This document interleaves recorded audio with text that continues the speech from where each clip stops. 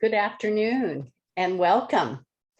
It's 5:31 and I'm calling the June 4, 2022 meeting of the Historic Site Preservation Board to order. May I please have the roll call? Yes, good evening, everyone. Member Rose is absent tonight. Member Miller? Here. Member Hanson? Here. Member Rosenau is absent tonight. Member Kaiser is absent tonight. Vice Chair Nelson? Present. And Chair Huff. Present. You have a quorum. Okay, thank you. May we please have the staff report on the posting of the agenda? Yes, the agenda for this meeting was posted for public review at the City Hall Bulletin Board, the west side of the Council Chamber, and at the Planning Department counter in accordance with city policy. Very good. Does the board have any revisions to the agenda? Oh, okay. May I have a motion to approve the agenda? Move acceptance of the agenda. Okay. I have a motion by Miller. May I have a second to the motion, please?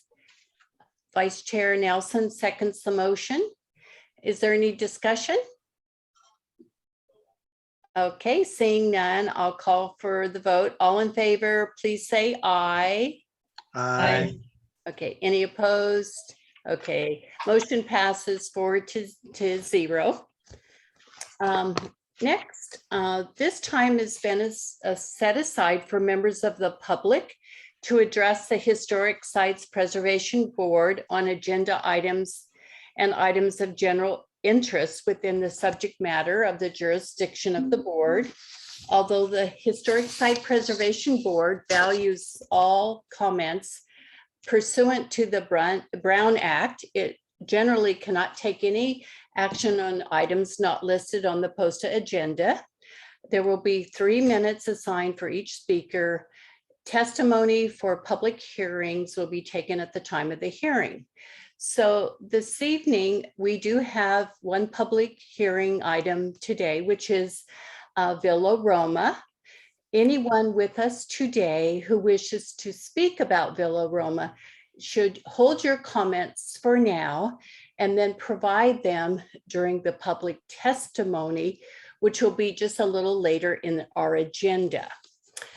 So, staff, has anyone requested to comment on non-public hearing item or item that is not on today's agenda? Madam Chair, we've not received any requests.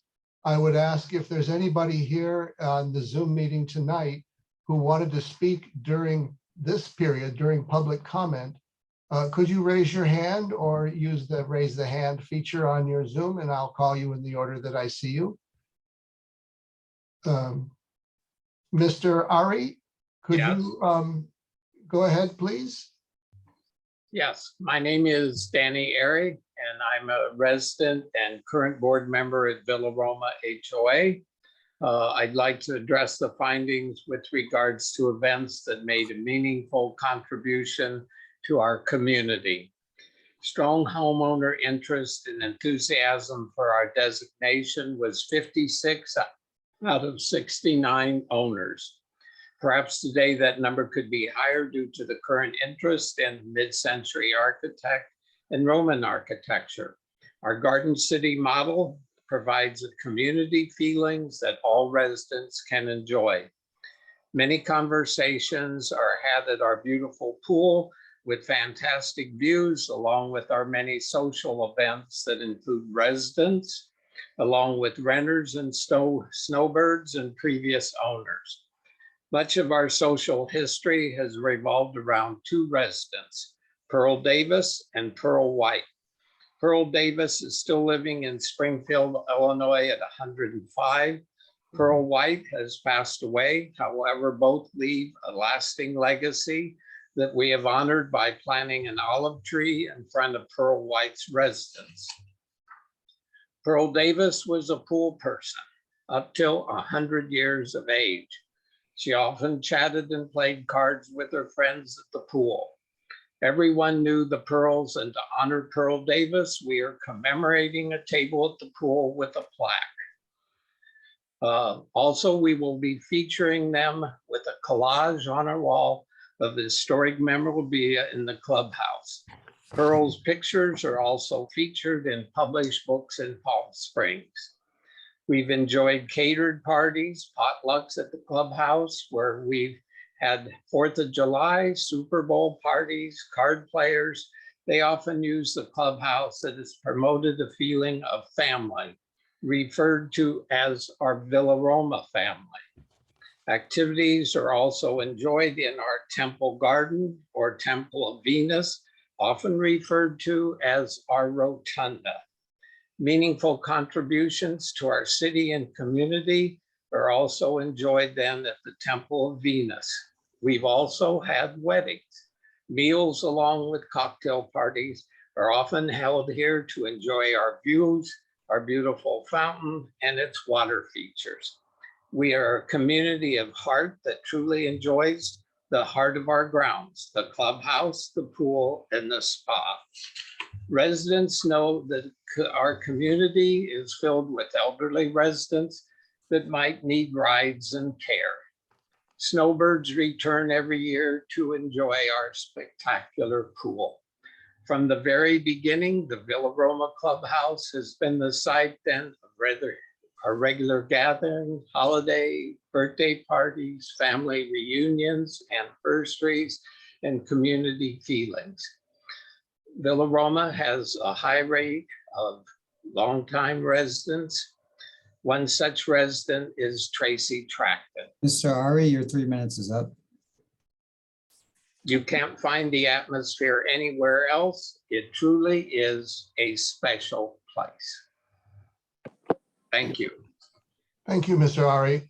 Anybody else wishing to speak on the Villa Roma application would be able to do so during the public testimony period. This particular part of the agenda is for those people who are wishing to speak on anything related to the matter of the Historic Site Preservation Board. Those wishing to speak during the public testimony on Villa Roma, I would encourage you to do so when the chair announces that opportunity for you. Having said that, is there anybody else who wishes to speak on anything related to HSPB matters? Ms. Surface, would you like to go ahead, please? Yes, thank you so much. My name is Marcy Surface, and I own the property at 388 East Valmonte Norte in the movie colony. My neighbor and I, Steve Eccles, who lives right across the street. Steve's traveling tonight, but he told me that there would be this meeting. And so just wanted to bring up a topic which is likely in the historic realm, which is that our neighbor directly next door to Steve and right across the street from me at 359 East Valmonte Norte has completely torn down their house without any permits. And it's completely gone, completely leveled. And so we believe that that is obviously an issue, and they do have a red tag on the property. I'm sorry. And so we just wanted to bring that up and put that on the record about our concern. Thank you, Ms. Surface. Is there anybody you. else here tonight who would like to speak on any matter concerning historic preservation?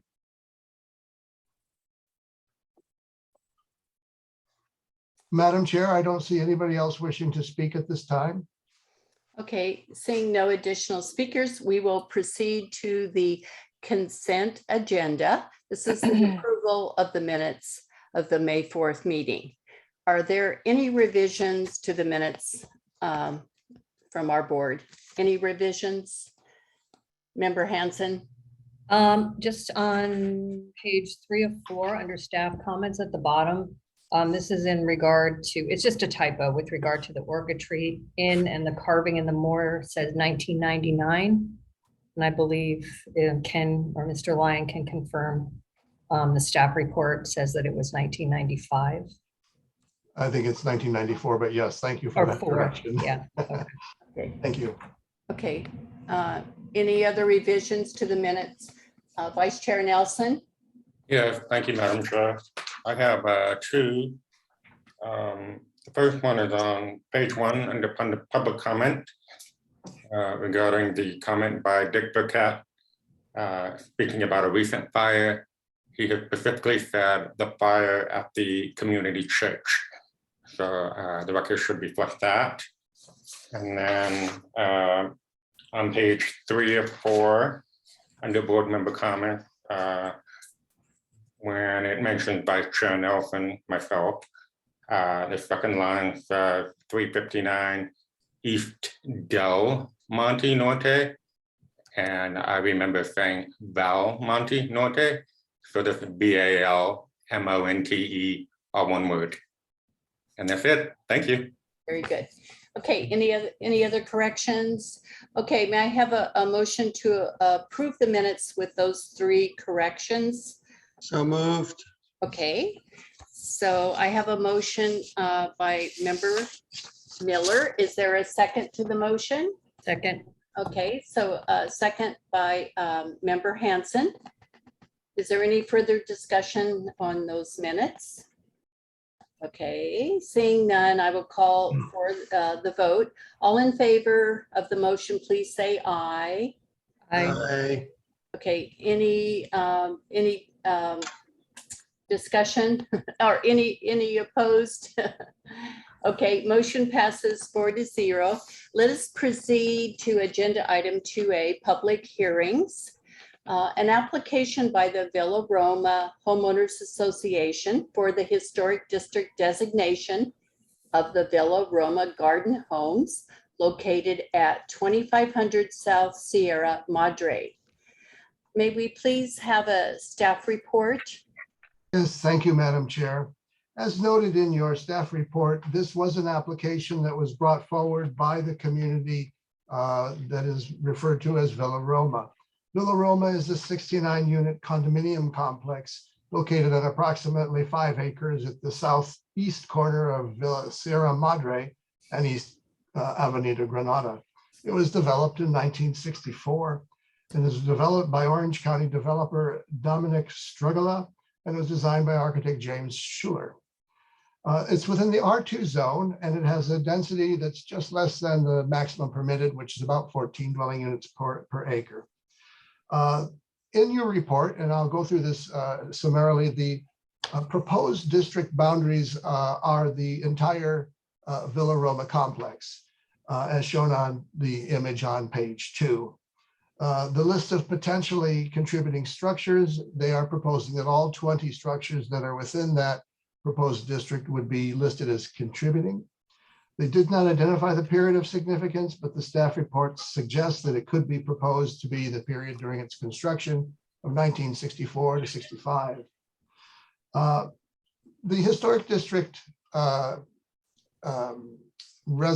application or ordinance is what I'm trying to say, provides an outline for how applications for historic district designation are to be processed.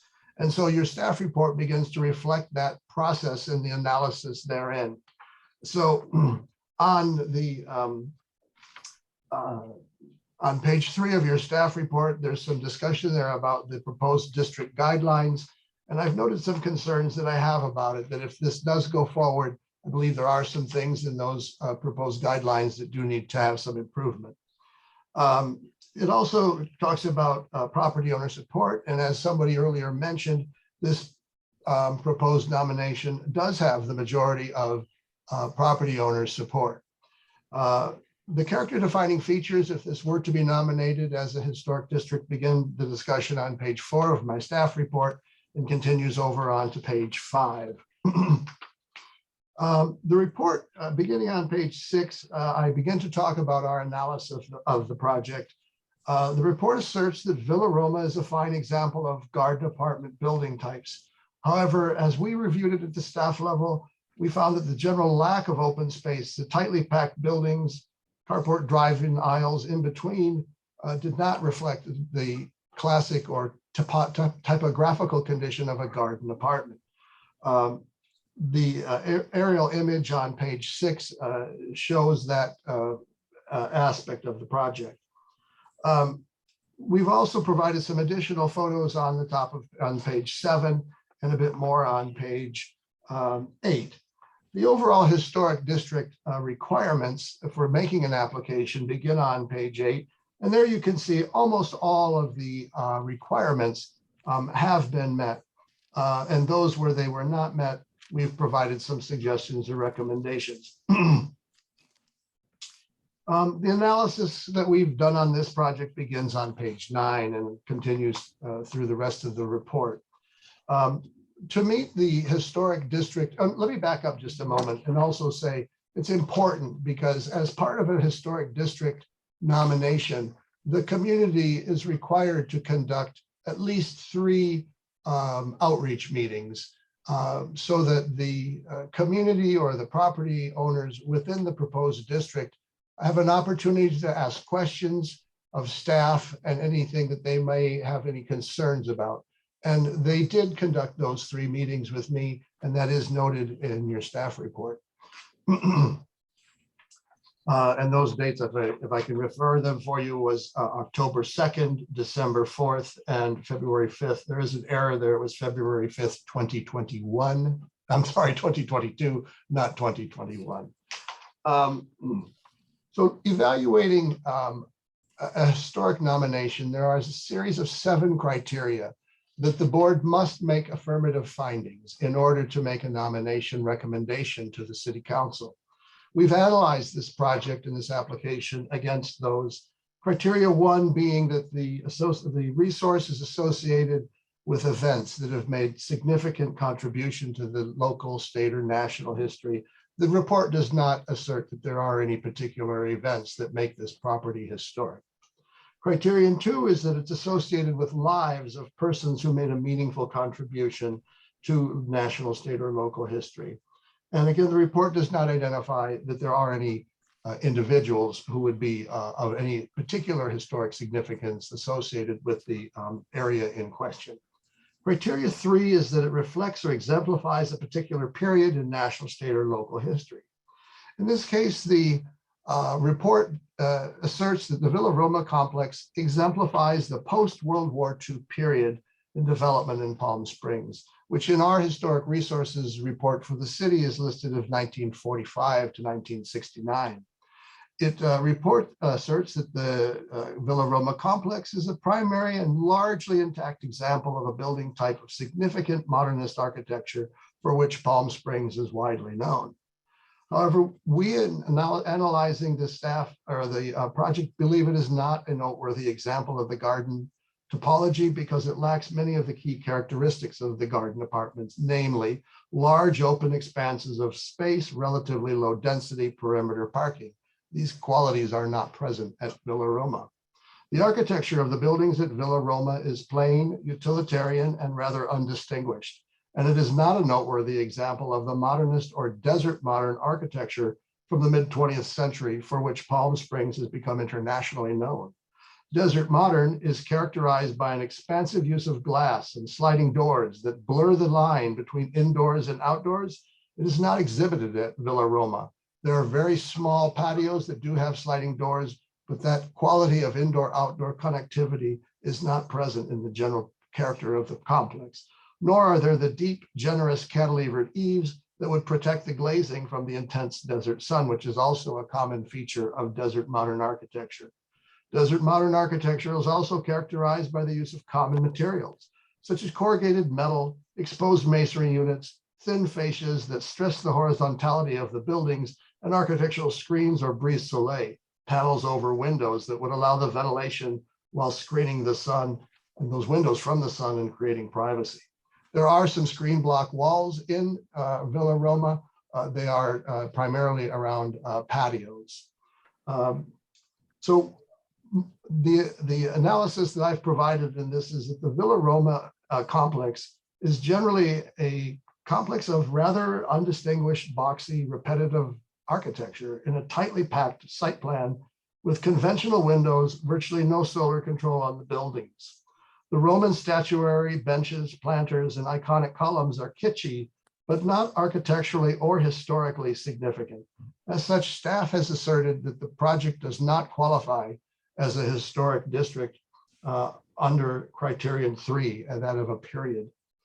Criterion 4 identifies the distinctive characteristics of a type, period, or method of construction. As I always explain whenever we get to this particular criteria, the way you understand this particular criteria is subtly different from the way the national criteria is analyzed.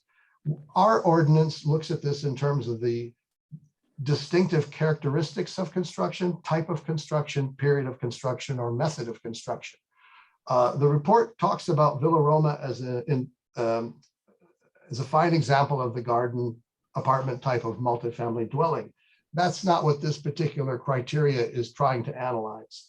The buildings at Villa Roma are basically, in terms of their construction characteristics, very common.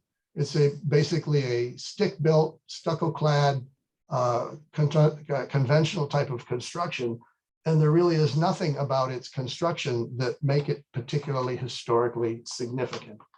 On the top of page 12, I provide an image that shows some of the types of garden apartments that are outlined. There is a fairly important report that was done for the LA Conservancy, which the report does reference by Architectural Resources Group, which talks about the characteristics of garden apartments. The buildings at Villa Roma do not exhibit that kind of open, spacious, wide site plan. And the overall construction quality at Villa Roma is rather standard or common. Criterion 5 talks about the work of a master builder, architect, designer, whose individual genius has influenced his age or that possesses high artistic value. The report on page 44, the Historic Resources Report, identifies that the district is significant because of its architect, James Schuler, who's credited with its design. Schuler was noted as being prolific in terms of the production of residential dwellings to a great extent in the state of Hawaii. However, for this particular category to be eligible, that person of significance has to be demonstrated that he has influenced his age. That means that he has influenced his profession by his architectural prowess or design quality. And again, we assert that this is not the case. James Schuler was essentially a production architect of tract homes, and his architecture did not rise to the level of being an example or setting the standard for others in the architectural profession. Beginning on page 13, I have analyzed the Villa Roma nomination relative to the characteristics of integrity. When you look at a possible nomination, you're looking at both those factors or criteria that establish its historic significance. And then you look at the integrity, which is to say, how close does the current condition exist to that which was there when this particular grouping of buildings was built? And so that's what the analysis of integrity is basically searching for. In terms of integrity, there are 7 qualities that are reviewed, and I'll go through them. Location. In this case, Villa Roma does remain at its original location, so it does have integrity of location. Design. Design is a factor that Villa Roma suffers from. There have been a number of assortment replacement windows, doors, surface-mounted conduit, security gates, corrugated plastic patio covers, and non-original gutters and downspouts, door hardware, and exterior light fixture. As such, the uniform design character of the dwellings has been diminished. Setting. The Villa Roma complex is located in a fully developed part of the city, surrounded by other fairly dense multifamily residential developments. The southern part of the city in which it was located was still relatively open and undeveloped in the early 1960s. Now, mostly built out, it does not reflect the same kind of setting that was there when it was built in the 1960s. Materials. The integrity of materials is that the property still retains the basic materials that it was built of, stucco and dimensional lumber, which are still evident. So it does retain its integrity of materials. Workmanship. The workmanship of the structures at Villa Roma is of an average quality found in similar multifamily developments from the 1960s. The workmanship appears in somewhat poor and in irregular alignment when you look at the finishing of the roof flashings, the flashings at the chimneys, the intersection of the varying materials and textures at corners and intersecting planes. that are not particularly well detailed. There are photos showing the examples of this on page 14 and 15 of your report. Feeling. Much of the original turf that was part of the original Villa Roma project has been removed and converted to desert landscape. The community has become a very dry and barren looking grouping of buildings. And as such, we have concluded that the integrity of feeling has also been diminished by the very wide conversion of turf to desert scape. An association. The proposed district has a scattering of precast concrete benches, urns, columns, and statuary in a Roman-styled theme. Several of the key or original statues were either lost or damaged and are not original. Most of the statuary and cast concrete elements are of a type that is commonly available from many of the Gardner landscape stores and yards. So in terms of its association, as the report does assert that this has an association with the early 60s, following much of the country's fascination, following many of the Hollywood movies that came out in the 50s and 60s with Roman-based themes, it is a weak connection at best in terms of the scattering of precast concrete Roman type embellishments and features at Villa Roma. There is a Roman themed character to the overall property, but to say that it is historically significant or exemplary is one that staff does not concur with. Defining historic characteristics. On page 16, we've talked about the historic characteristics that were listed in the Historic Resources Report. I've not gone into further discussion on this, in part because my report is to not recommend designation here. However, if the board does choose to move forward with a possible recommendation for designation, the earlier lists on page 19 and 41 are those elements that the author asserts are the physical character defining features of this particular proposed district. So that would be what you would want to look at if you do choose to go forward with a recommendation to designate. So in conclusion, what our staff report has presented is that we are unable to make the findings in support of a recommendation for historic district designation. This kind of conclusion does not come easy for the person in my seat, who is the city's historic preservation officer. But in order to really understand the findings in the staff report and the reason that it does differ from that of the Historic Resources Report is that we have to look at these things objectively. We have to make these findings according to our criteria. And that is what we were not able to find. If the board chooses to move forward with a recommendation to designate this area as a historic district, the board must make the same objective criteria findings that we have to do at staff level. So I will close and conclude my staff report with that we do not recommend designation of this property. I am available to answer any questions you have. And there are, of course, many people wishing to speak during public testimony. Thank you. Thank you, Mr. Lyon. So now it's time for the board to ask questions of the staff. Are there any questions the board has of the staff at this time? Any questions? Vice Chair Nelson? Thank you, Madam Chair. Staff Member Lyon, question for you then. If we have, well, obviously we have 4 people here tonight who can vote on this. So if for some reason a motion is made in support of designation, would it be possible to make that motion with the amendment that the HSPB would need additional time, like 60 days and 90 days, to study this further, to be able to bring staff the satisfaction of the 7 standards, at least another one or two in addition to the two that you identified earlier, because obviously I don't think that between the four of us tonight, we would be able to do that, but maybe with additional time and research, we could. So the question would be, if you were to make a recommendation for historic district designation tonight, could you condition it that your application or your action isn't taking place until 60 days from tonight?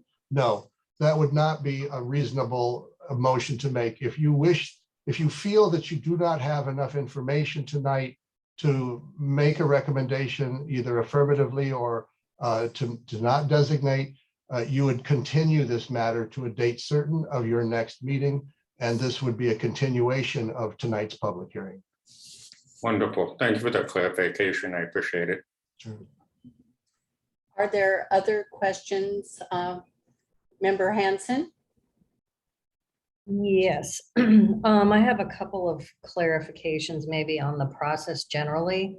You had indicated, Mr. Lyon, that there were some concerns of yours with the design guidelines, but it also said they were submitted presumably as the proposed district guidelines. Do we have any?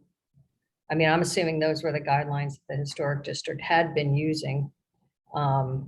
Do you know for sure, and not presumably, whether or not these were submitted as the design guidelines or as the existing guidelines?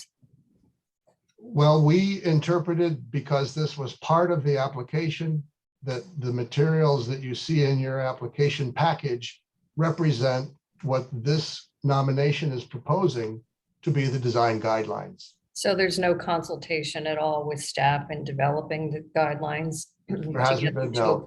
Okay. No. And then my second question was about the contributing resources. And I think it's clear, how many resources there are, but I think you're saying in the table on page 9 that they didn't necessarily provide, a discussion of each of the buildings and why they do or do not retain integrity. Is that what you're asserting in the report? Yes, the report, the Historic Resources report, analyzed this, all of the buildings and all of the parcels collectively.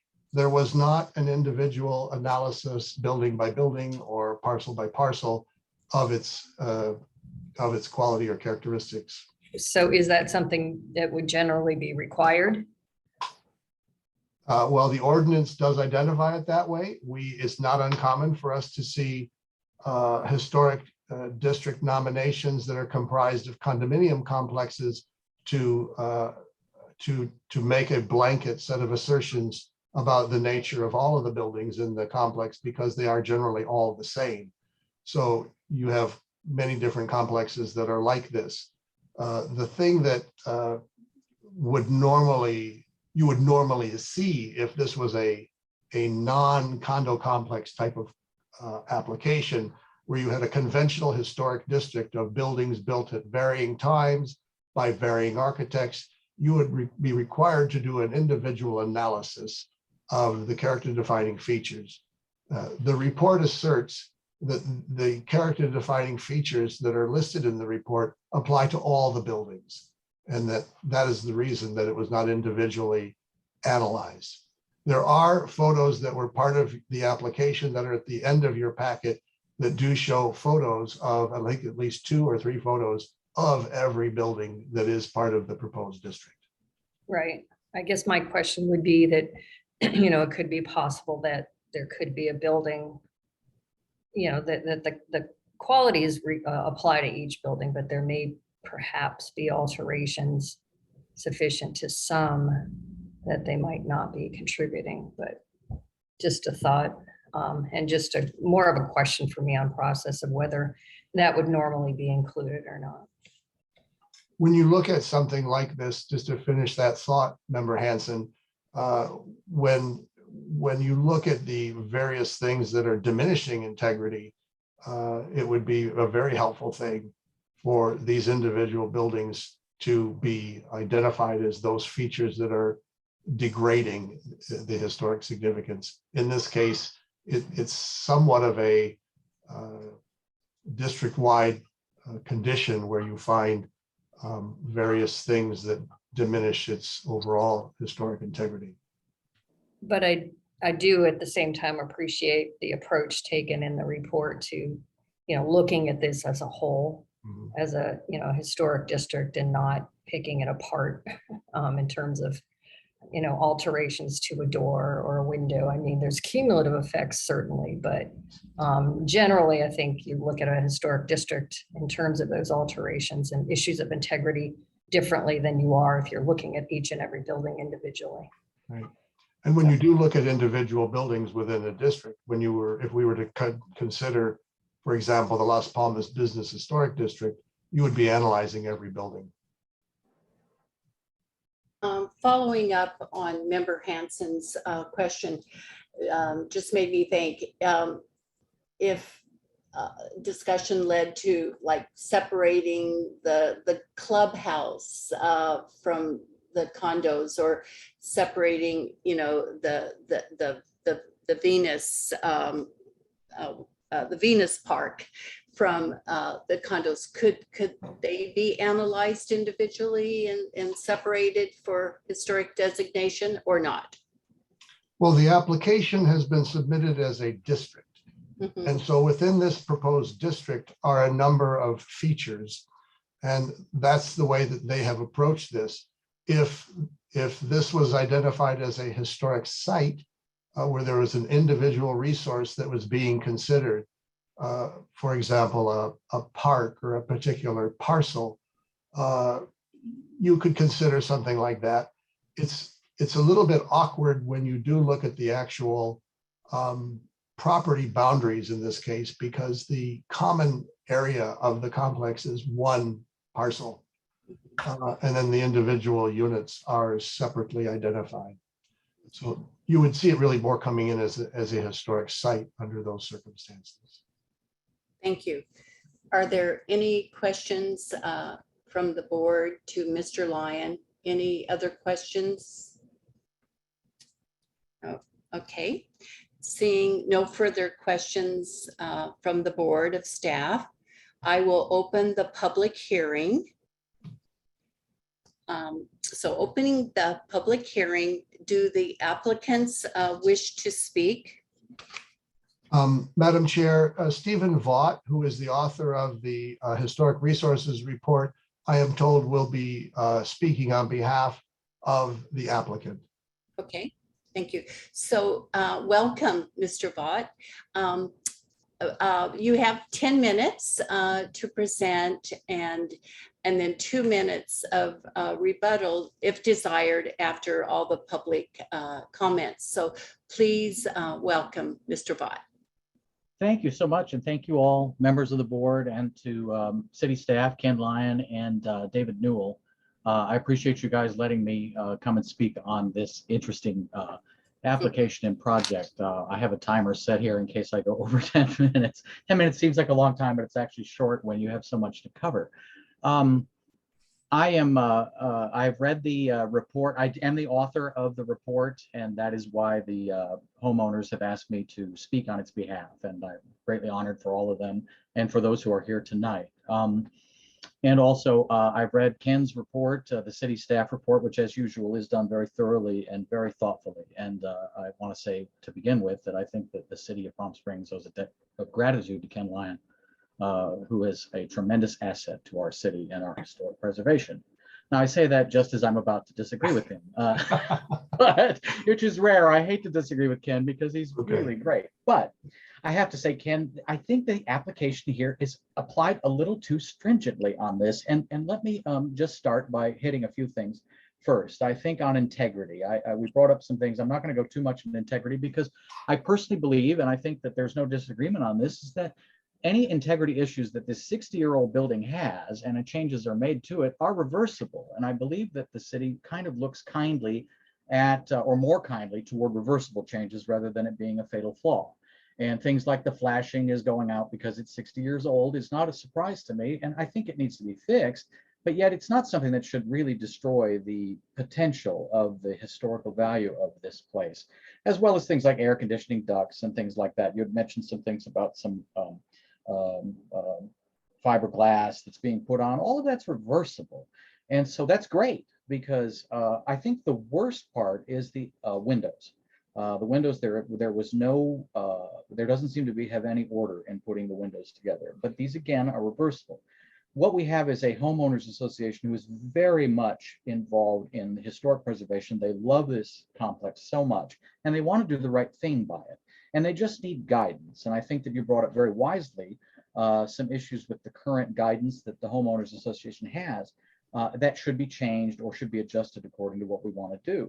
And I think that's all doable. So I don't believe that the integrity issues are a problem. I think on two specific ones that you mentioned, one of them is the setting. And I don't think that the complex should be dinged for the fact that since the 1960s that area has built up. After all, that was always the intention of that area, was that it was not meant to be by itself. I still think it retains it because there's enough open space between the streets and the other elements. I don't think it has been dinged on setting and on that. And I had one other thing. I thought the feeling, I think that the feeling does retain with that.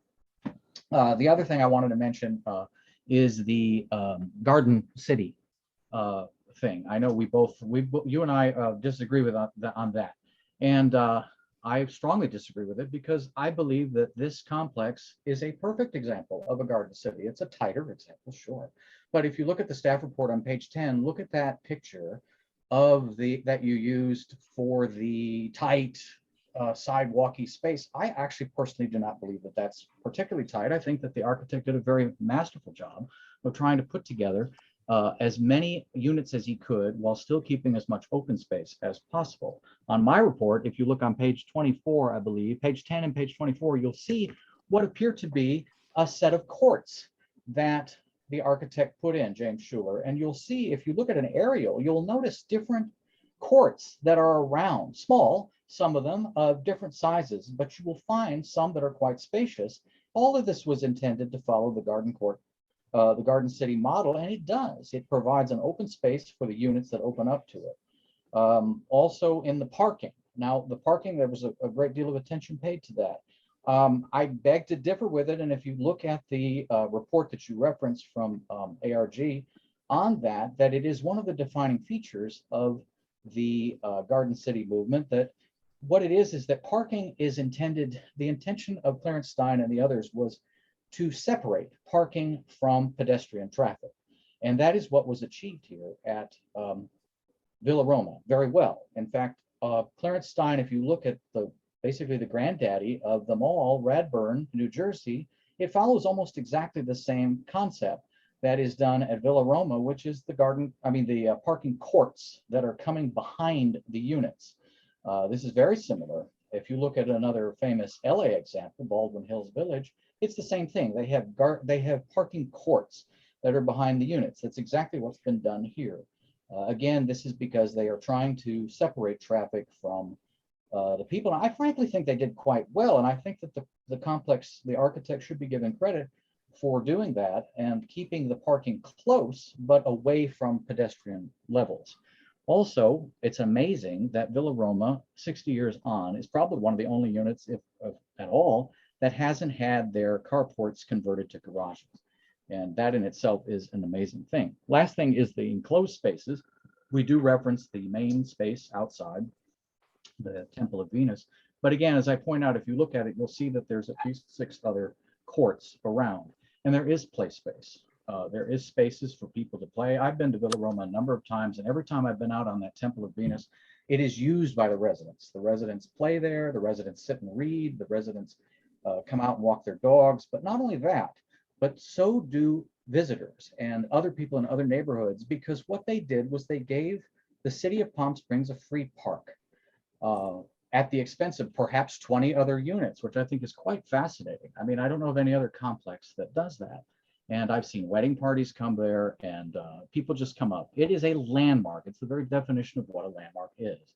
And so I respectfully disagree that it is not a Garden City model unit. Some of it is tighter, and also the repetition of buildings. I forgot to mention of that. You talk about the plainness of the buildings and the repetition of it, and that is exactly what a Garden City apartment is. Because if you look at places like Aliso Village and Park La Brea and places like that. These are very simply designed buildings, and they were intended to be so. In fact, in some cases, if you look at Baldwin Hills Village and stuff, it kind of almost looks like barracks, but they're set around in this garden setting, which is lovely. They were not built for billionaires, and neither was Villa Roma. I'm running out of time because I talk too much, so forgive me. But what I want to say though is what we're missing, I think, is the forest for the trees, which is the fact that Villa Roma is mid-century modern. It fits all of the many of the characteristics of it, but I think it is a type of mid-century modern. It is a classic mix, which is unusual, and that can be disturbing, but yet it actually should be celebrated. I mean, if we look at Villa Roma and say, well, why designate Villa Roma? It's one of, why not 50 other Roman style apartments or condos? Because there aren't any. Villa Roma is unique in and of itself. I know that you say that it's unique, but not significant. I disagree. I think it's both. It fits. It is part of what makes Palm Springs mid-century architecture so wonderful, is that it's not a one-size-fits-all, that it is different. Like you look at how we celebrate the Polynesian and the Hawaiian, the Tahitian type of mid-century modern. Why not the Roman? There's only one other Roman condominium complex in Palm Springs. That's the Hompe de las Palmas. And that also came before the Historic Site Preservation Board for consideration as a landmark. And what did they decide? They made it Historic District number 4. And I don't see any difference in the basic concept of these two properties that would be different than why one should be designated and one should not. I mean, Pompeii is basic mid-century modern with Roman elements, columns, and statues arbitrarily placed all over the place to give you a feeling. And that's what Villa Roma does. It gives you a feeling, and it's what it was meant to do. It should not be judged as great architecture. It should be judged as something that is intended as like roadside architecture. Why do they build all of the hotels in Las Vegas that are like Paris or Mandalay Bay or the Aladdin and things like that, and Caesar's Palace, is to give people a feeling that they love coming to. And that's what Villa Roma does. And when you stand out there in 1964 and you see those Roman columns and that silly Venus statue, it transports you like on a magic carpet to another place. And in 2022, if you do the same thing, it's going to do exactly what the designers and the architect intended in 1964. It's doing in 2022. And I don't know how many other buildings have that kind of visceral reaction for people who live there and the people who visit there. And I see I'm out of time. I have 20 more minutes to talk, but thank you, Ken. Thank you all members of the board. That's my rant. Hey, is there anyone else in the audience who wishes to speak in public comment? I think, Madam Chair, Philip is there raising his hand. I think he's kind of the lead participant from the community, and I think he is the person who would be probably appropriately next to speak. Mr. Parks, you have 3 minutes. So please, we welcome you. Thank you. I won't take all 3 minutes. I just want to say that my name is Philip Parks, and I'm a 14-year resident of Villa Roma, and I've been acting as the board liaison, shepherding this process for the last 2.5 years. And briefly, I want to say thank you to the Palm Springs Preservation Foundation, and particularly Barbara Marshall, for their patient guidance throughout this process. I want to extend our community's gratitude for any and all letters of support for our designation, but most particularly Eric Rosenow and Alan Hess, who sent letters in this week. It's much appreciated. And finally, to our brilliant and masterful writer of the nomination document, Mr. Stephen Vaught, for his diligent mining and attention to detail in the history of Villa Roma. Thank you so much. We are in your debt. You're welcome. It was a pleasure. Any other speakers? I would like to speak. What I'll do is I'll go across what I have on my screen, if I may, and I'll ask John Klingenmeyer to speak next, please. Welcome. Good evening. I'm John Klingenmeyer, and I'm here with my husband, Del Southard, and I am the newly elected association president. Del and I purchased our Villa Roma home 15 years ago, and we generally have been using it as a weekend getaway from Los Angeles. And then we finally realized our dream to retire here last year. So now we are here full-time residents. We love the uniqueness of Villa Roma garden homes and with the Roman and Italian influences, specifically the columns, the statues, flat roofs, the accordion clubhouse roof line, and large community pool. But beside all the tangible historical characteristics of Villa Roma, I hope you consider the intangible aspects too. We are truly a neighborly community from a bygone era, holding several well-attended potluck parties in the clubhouse and rotunda area every year, and typically around 50 or more attendees and a lot of good food. The large community pool is the focal point of the complex, not to mention one of the best views in South Palm Springs. Even the original sales brochure displayed people gathering at the pool. During the season, we are typically no less than 20 homeowners in the pool nearly every afternoon. And not spread out like so many other community pools. We are always at one group, interacting as one welcoming group, sharing food, drink, and conversation. This community is special to all of us who live here, and we hope you agree with that and vote to approve our historic district designation. Thank you. Thank you, John. The next I have on my screen, it simply is identified as an iPhone. Would the person with the iPhone listing on our screen please identify yourself, and you may speak next. Would that person like to speak?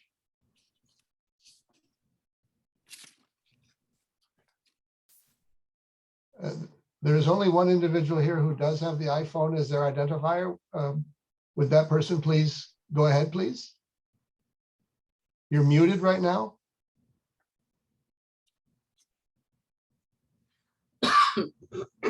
Would you be able to unmute so we could hear your public testimony?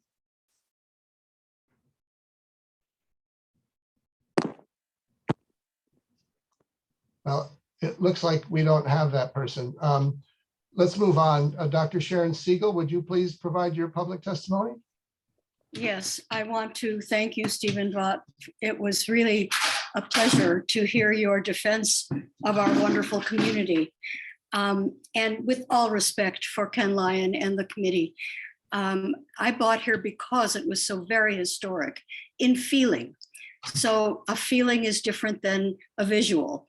And it was very thorough and thoughtful. The way when I first bought here, every path had flowers on both sides of each path. The place was just loaded with flowers, and I wanted to live among the flowers, the gardens. And because of the drought, we went to desertscape.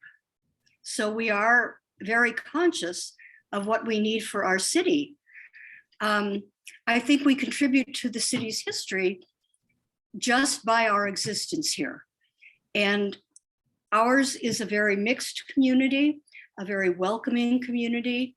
I've never heard of any neighbors having issues with one another. I think historically, people used to be neighborly, and we have that again here. I also disagree with the idea that it's undistinguished in terms of architecture.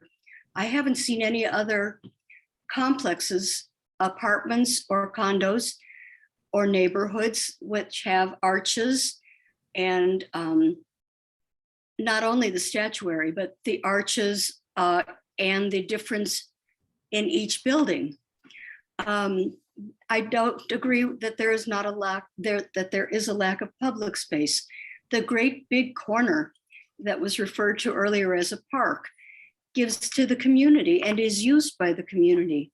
The community clubhouse is also a historic landmark, which is very important to us.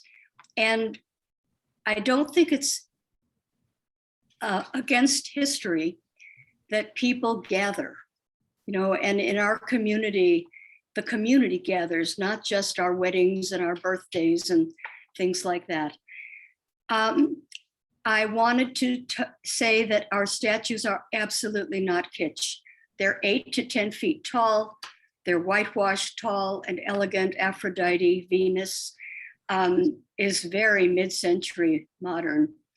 I bought here in 2008 when it was in bloom, and then moved down to another condo, bought another condo in the same complex on the remaining grassy area. And so there is a garden feeling, and we can have it if we want it. I want to again defend the idea of integrity, how close our complex is to the original. If we still had the 1960 windows, or the 70 windows, or the 80 windows, or perhaps even the 90s, our windows would be really ugly looking, and they'd be falling apart.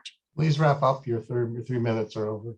Thank you for letting me speak. I'm very glad to be here, and I hope that we will get the designation. Thank you. Would Ash Leto like to speak next, please? Hopefully we're like 2 for 2, right? So we get twice the time. So my name is Dr. Jasmine Benjamin. I'm an architectural historian and theorist, and I've been writing books on 20th century architecture for about 20 years and teaching it. And before would you please pronounce your name again? I missed it. Yeah, Jasmine is my first name, Benjamin, Benyamin. Thank you. Go ahead. I'm sorry. That's okay. And my husband Ash is an architect practicing. I'm no longer practicing. I think one of the problems with historic preservation issues like this is this issue of fidelity. And as a historian, I can say that to try to fit this project in a box is always going to be tricky.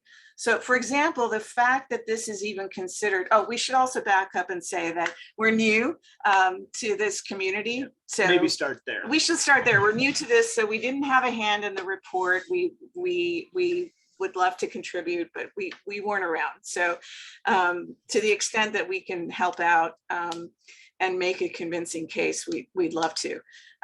To try to give this a typological understanding as a garden home is a non-starter. It's not a garden home community if you want to try to define it in historical terms. So if that's going to take us down a road that's not fruitful, then fine. I think that the appreciation on our part when we bought in October was that it had come into the 21st century in an elegant way. And the way that we say that, the reason we say that is because, for example, the desert landscaping, that's ecological awareness for you. So we could go back to what it was before, and then we wouldn't be doing a service to the community. So that's the second point. The third point I would say is the building materials and construction. I would challenge anyone to go to an Albert Fry or a Lautner or a Cody and start scratching at that stucco in the corner and see what happens. These were not meant to be high art. They were meant to be vacation homes. They were built with modest materials. And even if some of them are multi-million-dollar homes right now, Albert Fry specialized in plywood. So I think to say that somehow the materials or the mode of fabrication is not, blue chip, I think then you would discount a huge chunk of mid-century modern architecture that's beloved in Palm Springs. And finally, I would say that the provenance, from our understanding, the reason that this project came to be is because the person who wanted it built was discriminated against in other clubs in Palm Springs. So he wanted a community where he would be welcome. And so I think that that's really relevant, considering the openness of Palm Springs as a city that welcomes people from all over the world, but also people who have been otherwise marginalized in other parts of the country. Thank you for listening. Thank you. And I, would like to contribute a little bit. And I think it's always this conversation about, as Jasmine said, and I think it's been brought up, the relevance and resilience of coming into the 21st century. And I lived in Rome for a while. And I think if we shift the siting of this, because it is an urban landscape, the density, the sequence of discovery, the series of small courts, the big forum in the middle, i.e. the pool, the basilica, the pool house, that is the structure of the complex, because it's making a nod to an urban status of a Roman city versus a desert landscape. It just happened to be in a desert landscape, but it is making, I think, playful and subtle. And you can be playful without being kitschy. I mean, I think that's the point, that from an urbanistic standpoint, it makes a lot of very smart moves. And the density that when we bought, that was one of the reasons we bought here, was because of that quality of the density and this, the experience and discovery. And I think that's what an urban landscape does. That's what an urban experience is meant to do. And I encourage we compare this to Cody Court in Rancho Mirage that has historic designation. I would encourage everyone to look at the site plan of Cody Court and try to convince me that's any more garden-like, garden dwelling, garden apartment-like than Villa Roma. I would encourage everyone to look at Cody Court and find some eaves. Those big eaves aren't everywhere. So, again, some of the characteristics that we associated with mid-century modern need to be kind of broadened. And I think Cody Court is actually a relevant example. Thank you. Thanks. Thank you very much. Gary Johns, you're next in my list. Would you like to speak, please? Sir, yes, sir, just a moment. I'm wondering if I can put my camera on. I'm sorry, I don't think to, okay, there it goes. All right, thank you.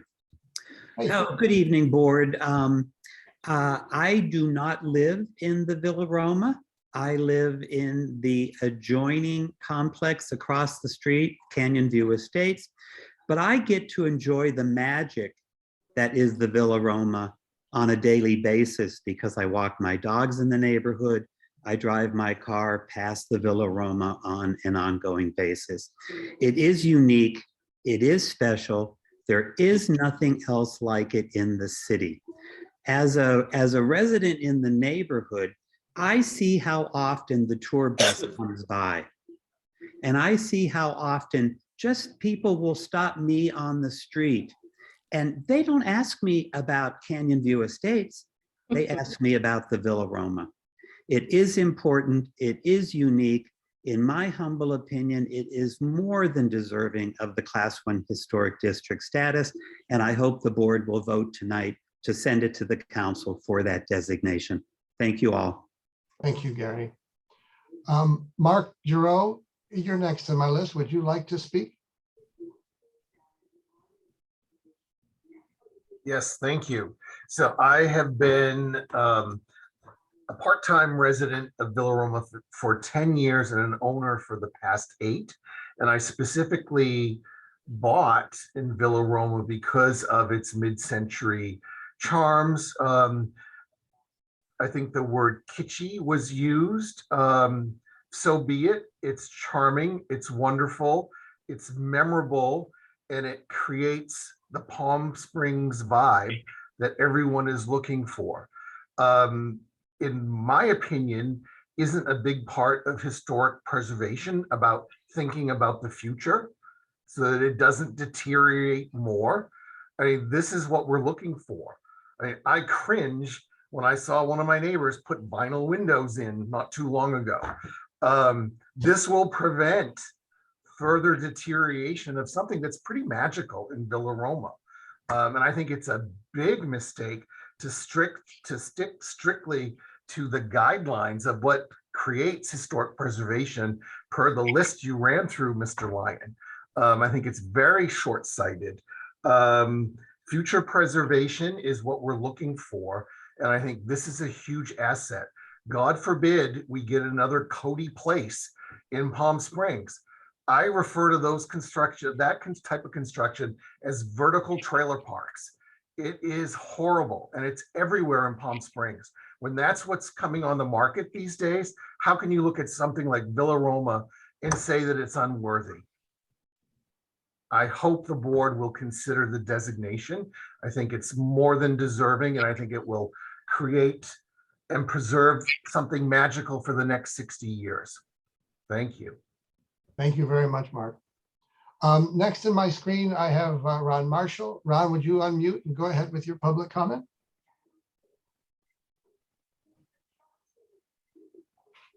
Greetings. I'm Ron Marshall from the Palm Springs Preservation Foundation. And like my fellow Villa Romans here, I come to praise Caesar, not to bury him. My wife Barbara and I have written 9 historic nominations for the city of Palm Springs, including, I'm proud to say, 2 historic district nominations. I've read Steve Vaught's nomination. It's quite good. I wish my name were on it. I know that staff believes that its analysis is objective. But in reading that analysis, I get the sense that staff just doesn't like the architecture and doesn't think it's important. So I'm grateful that architectural historian Alan Hess has taken the time to write a letter to explain why this type of architecture is so important. And anything but, quote, common, unquote.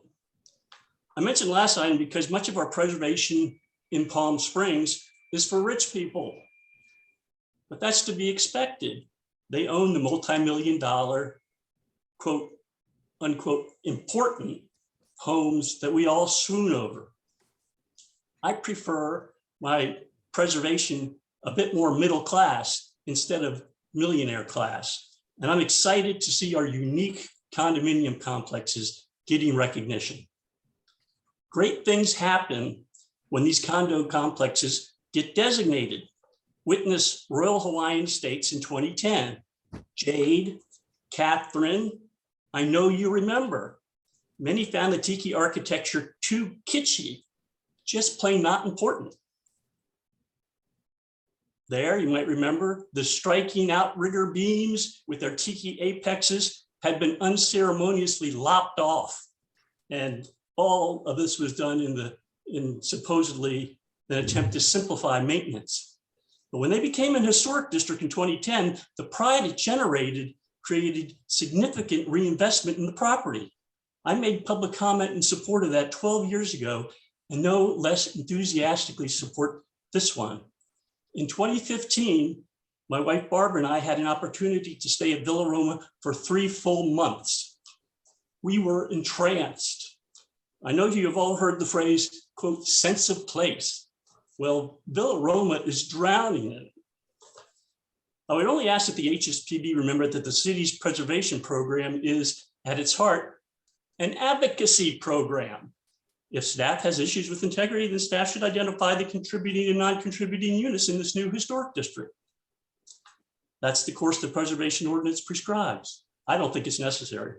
In conclusion, I challenge you, HSPB, make some Palm Springs preservation history tonight and recommend creation of the city's largest residential historic district.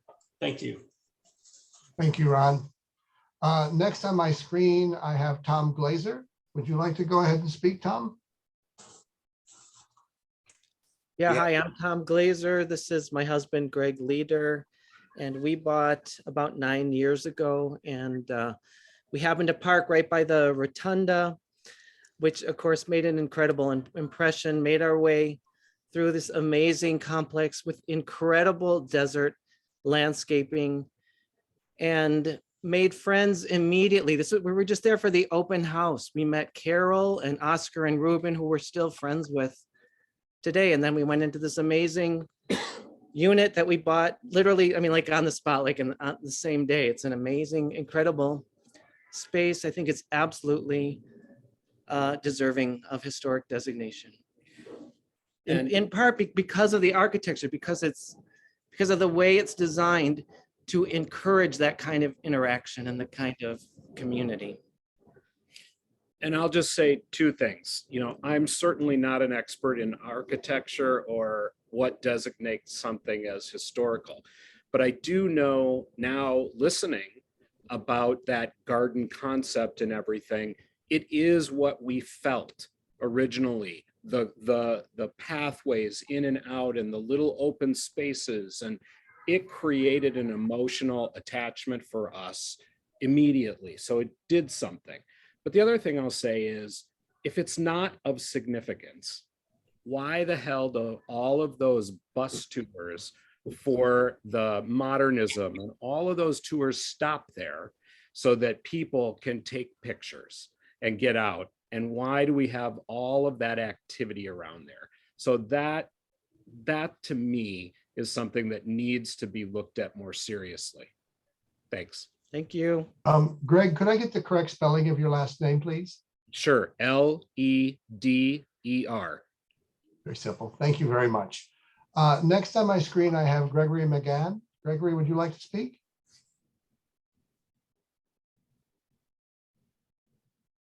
Sorry about that. Yes, I'd like to say that we have both, my husband Ron and I are here together.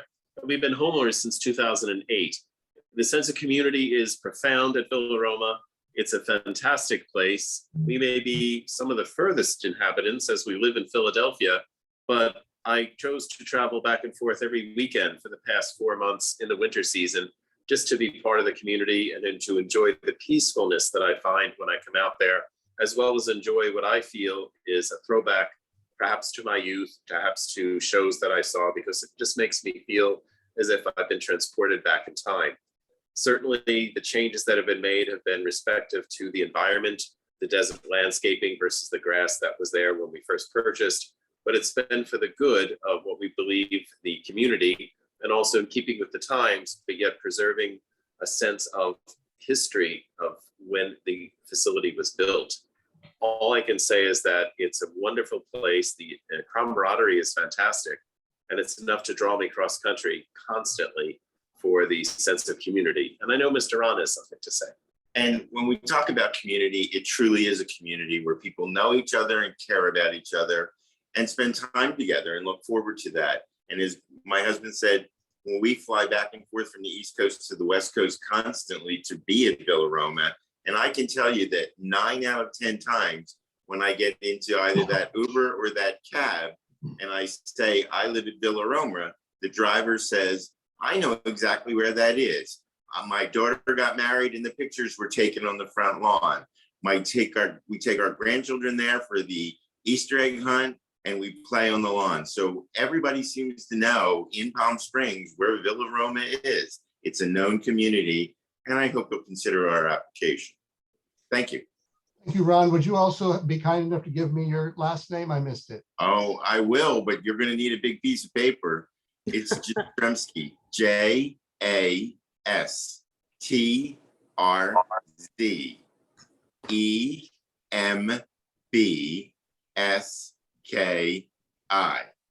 Thank you very much. You're welcome. Okay. Bill Van Hemert, would you like to speak next, please? Yes, we'll make this simple. I just want to iterate, you've already heard city council members that regarding the significance, I think, really of the community that we have here with the residents. I'm a full-time and my partner is full-time here, that we lived here since 2017.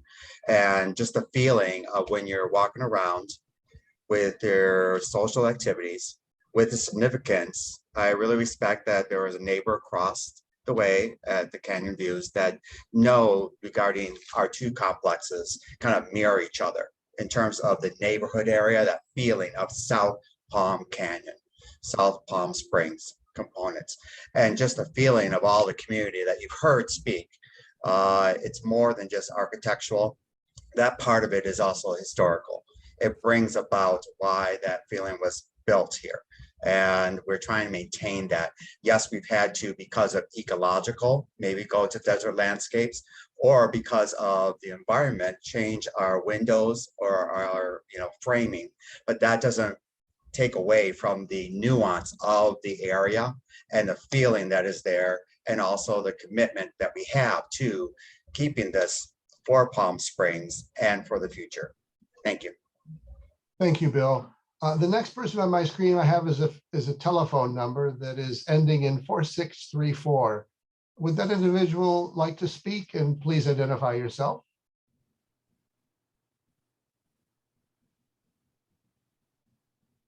Unmute. You would need to unmute yourself if you'd like to speak.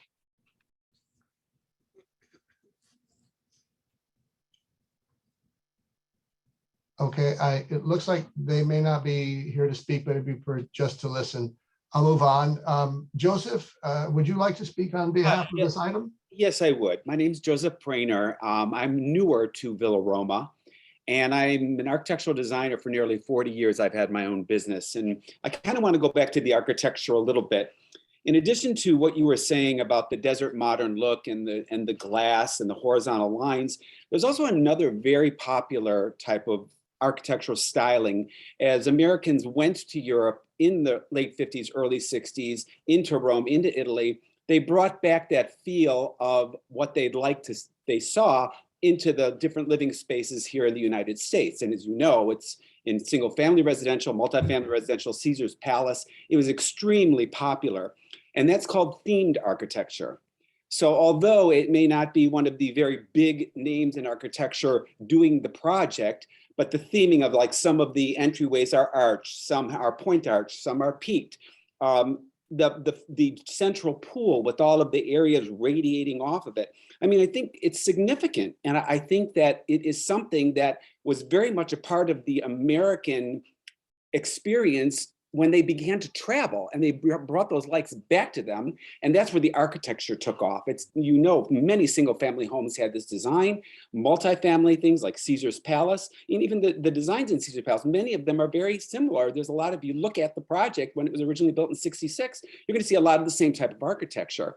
So I think that, again, everybody's talking about the feel of the place, but I really, really believe that the architecture is so unique and so much a part of the fabric of the American life and American living. And I agree with Jasmine as she spoke before, it's not just cut and dry effects of everything. There's a very beautiful horizontal line, like my unit is right at the end of Paulo Fierro and Avenida Granada. When you drive up Paulo Fierro and you see my corner unit, it's beautiful horizontal lines. It's got that block wall. I mean, it's gorgeous looking, and it's very horizontal. Immediately, you know, it's speaking out of the time that it was built. It may not be textbook desert modern, but at the end of the day, it's certainly beautiful and unique. And I just feel the clubhouse with the zigzag roof design and the ball lights, and I just really feel that it is absolutely a part of the 60s architecture, historically, just a different part, but it is still part in the desert. And I believe it's something that really should be considered. And I hope you will consider giving it the historical designation, because I truly believe it deserves it. It's extremely unique. And that's why I bought there. I was completely taken by it. And it's beautiful. And I do agree with the people. You know, we had to do things, the desert landscaping, we had to do the type windows, the Title 24 kind of windows. That you had to do, otherwise you'd just be a horrible person and not, you know, considering the community. But on the whole, I think that the complex is fantastic. People are wonderful and beautiful. There's enough interaction, yet there's enough privacy. I think it's a fantastic, fantastic complex, very unique to Palm Springs, period. Thank you, Joseph. And would you also give me your last name correctly, please? Okay, if you're ready for the long, I'll give, my business name is Prainer, Praner, but my real last name is Prenevicius, which is Pranevicius. I'll try both. Thank you very much. Thank you so much for listening. Next on my screen is Linda Strotz. Linda, would you unmute and go ahead with your public testimony? I have no comments. Thank you. Okay, thank you. Next on my screen is James Perez. James, would you like to speak here during public comment? Yeah. James, if you'd like to speak, could you unmute? Sorry, yes, thank you for the opportunity. I have nothing else to add, but just to say that I hope that the board really does consider our nomination, as I feel we're well deserving because of the recognition that Villa Roma gets from the outside of our community because of its beauty, and, like was mentioned earlier, because of the hordes of buses and people that stop by to take pictures, because we've been there for 14 years, and our unit window faces the street on Sierra Madre, where the fountain is at, and I can stand there any day of the week, and people will stop and park and take pictures, especially during Modernism Week. It is just crazy how many people. I'm not talking about just tour buses. I'm talking about actual cars and bicycles rolling up to take pictures. So again, I ask the board to seriously consider Villa Roma for historical designation, and thank you for your time. Thank you, James. Next on my screen is Pam Hanna. Pam, would you unmute and go ahead with your public comment if you'd like to offer one, please? Hi, good evening, everyone. Thank you. So I've been a loving resident of Villa Roma since 2019, and I want to thank you, Ken, for all your work, and I want to thank Stephen for all of his wonderful words. I just want to clarify a couple things. I don't think there's anything ordinary or standard about Villa Roma. I don't think anyone drives by or walks by and thinks that we're something you could see anywhere else. And our architecture is historic, and it's a reflection of its time. And we're very proud of that here. And I would say it's become a rallying point for our community and our sense of community, for our events coming together. So what more purpose is a condo complex that has historic features than bringing its people together? Its architecture is to create a place for us to live. And I wanted to comment about the comment about these features that weren't original.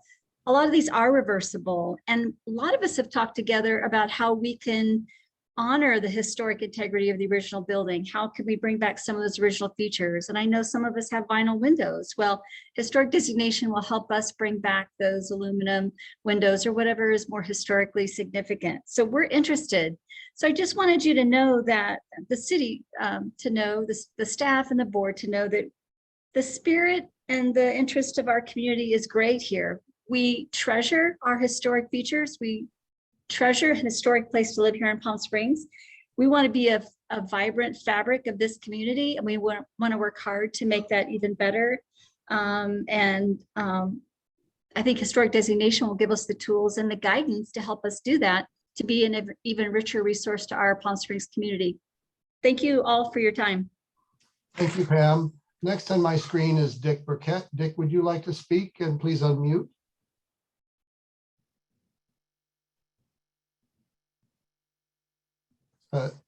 Dick, would you like to speak here as part of public testimony?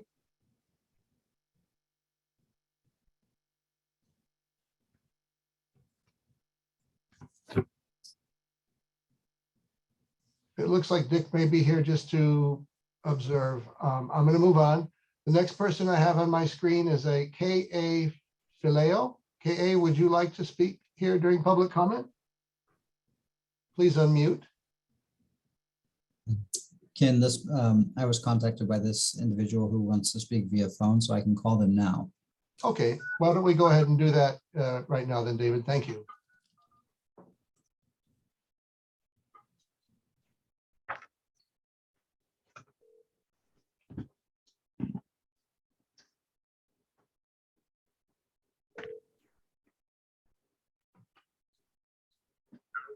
Hi, K.A. Filio? Correct, Carl Eric Filio. Great. And I'll keep it very brief.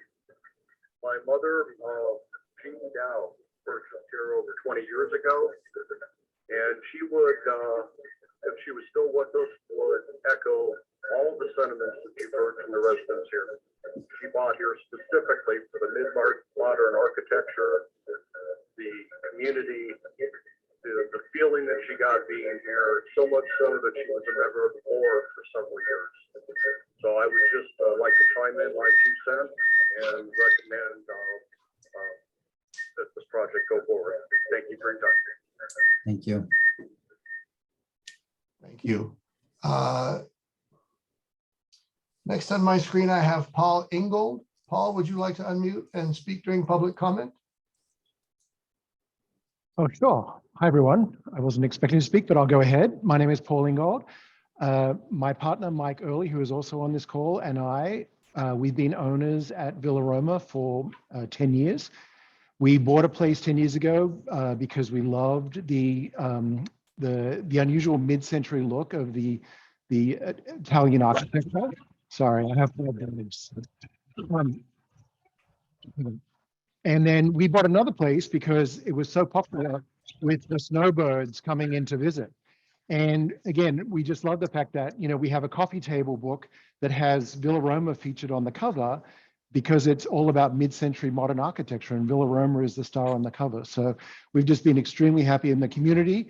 During COVID, you know, we went down to Villa Roma. We live in San Francisco, so during COVID, we went down to Villa Roma maybe 7 or 8 times for a week at a time, and really just enjoyed the community there that everyone's been talking about, but also the serene nature of that mid-century modern architecture. So we certainly agree with the idea that Villa Roma should be designated, and thank you for your time. Thank you, Paul. Next on my screen is Jake Jessen. Jake, would you like to speak during public comment? I did not. Okay, thank you very much. Steve Eden, you're next on my screen. Would you like to speak during public comment? Steve Eden? Hi there, sorry about that. I'd actually sent in a letter and I'm driving right now, so I have nothing more to say, but I just obviously support everything everyone has said. So Okay, thank you. Thank you very much. Your letter was forwarded to the board. Thank you very much. Thank you. Mike, Paul had mentioned that you are both together. Would you like to also speak? Mike Early? Looks like not. Yeah, so he just said that we have 5 dogs, so he's taking care of the dogs, so he's not able to Okay. speak right now. He's All listening. right. He's listening in, so thank you. Okay, very good. Thank you. I have next a telephone number, 248-379-5179. Would that individual like to speak during public comment? And if so, please identify yourself and unmute.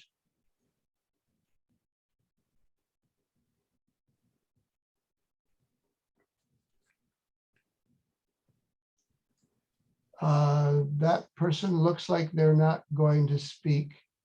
Let me check my screen here again. Kyle Gunderson, did I already call on you, or would you like to speak here during public comment? Thank you. No, I have not been called on. My name is Kyle Gunderson. I'm one of the most recent owners to Villa Roma. I purchased it last year. I just want to say I was really drawn to Villa Roma and its unique 60s Hollywood revival styling. This unit was an original owner and needed a lot of investment. And I've tried to honor not only the architecture of the unit, but the care and love of the prior owner, nicknaming it Pearl's Place, but really restoring like the terrazzo floors, the entry screen, the marble fireplaces, and a lot of the interior finishes that I selected really honor the Hollywood revival styling of the complex. And I just want to agree and emphasize with some of the comments that I think approval for this designation will help bring and further energy and preserve our distinctive community features. My initial impression of living here, it's a very well-run, engaged community. So I just want to thank everybody on the committee and anybody who's contributed to this application. I'm hoping to ask that the approval is granted with an opportunity to correct any items such as roof flashing or patio covers, conduit or other minor items that can be addressed uniformly. Again, thank you all.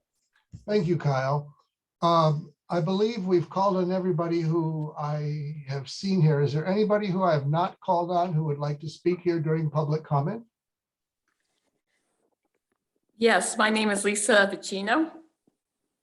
Go ahead, Lisa.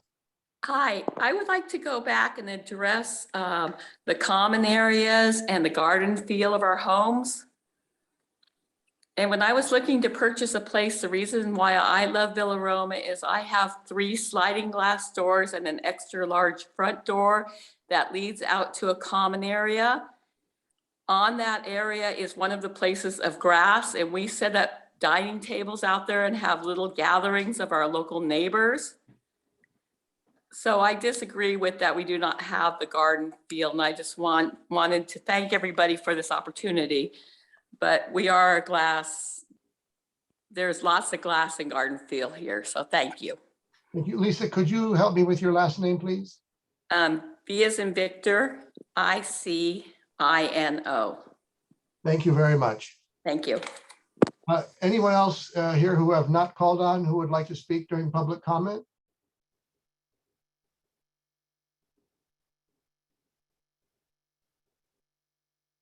Madam Chair, I believe everyone who wishes to speak has spoken.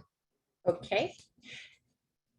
Seeing no further speakers on this item, I will now close the public hearing. The action is now with the board members, and we will be making comments and having further discussion at this time. And I would just like to begin by saying how delighted I was to hear from the members of the community, your sense of pride. You're so proud and so pleased to live there. You've really expressed, the spirit of our desert living, and you certainly have preserved that leisure lifestyle that we all love so very much.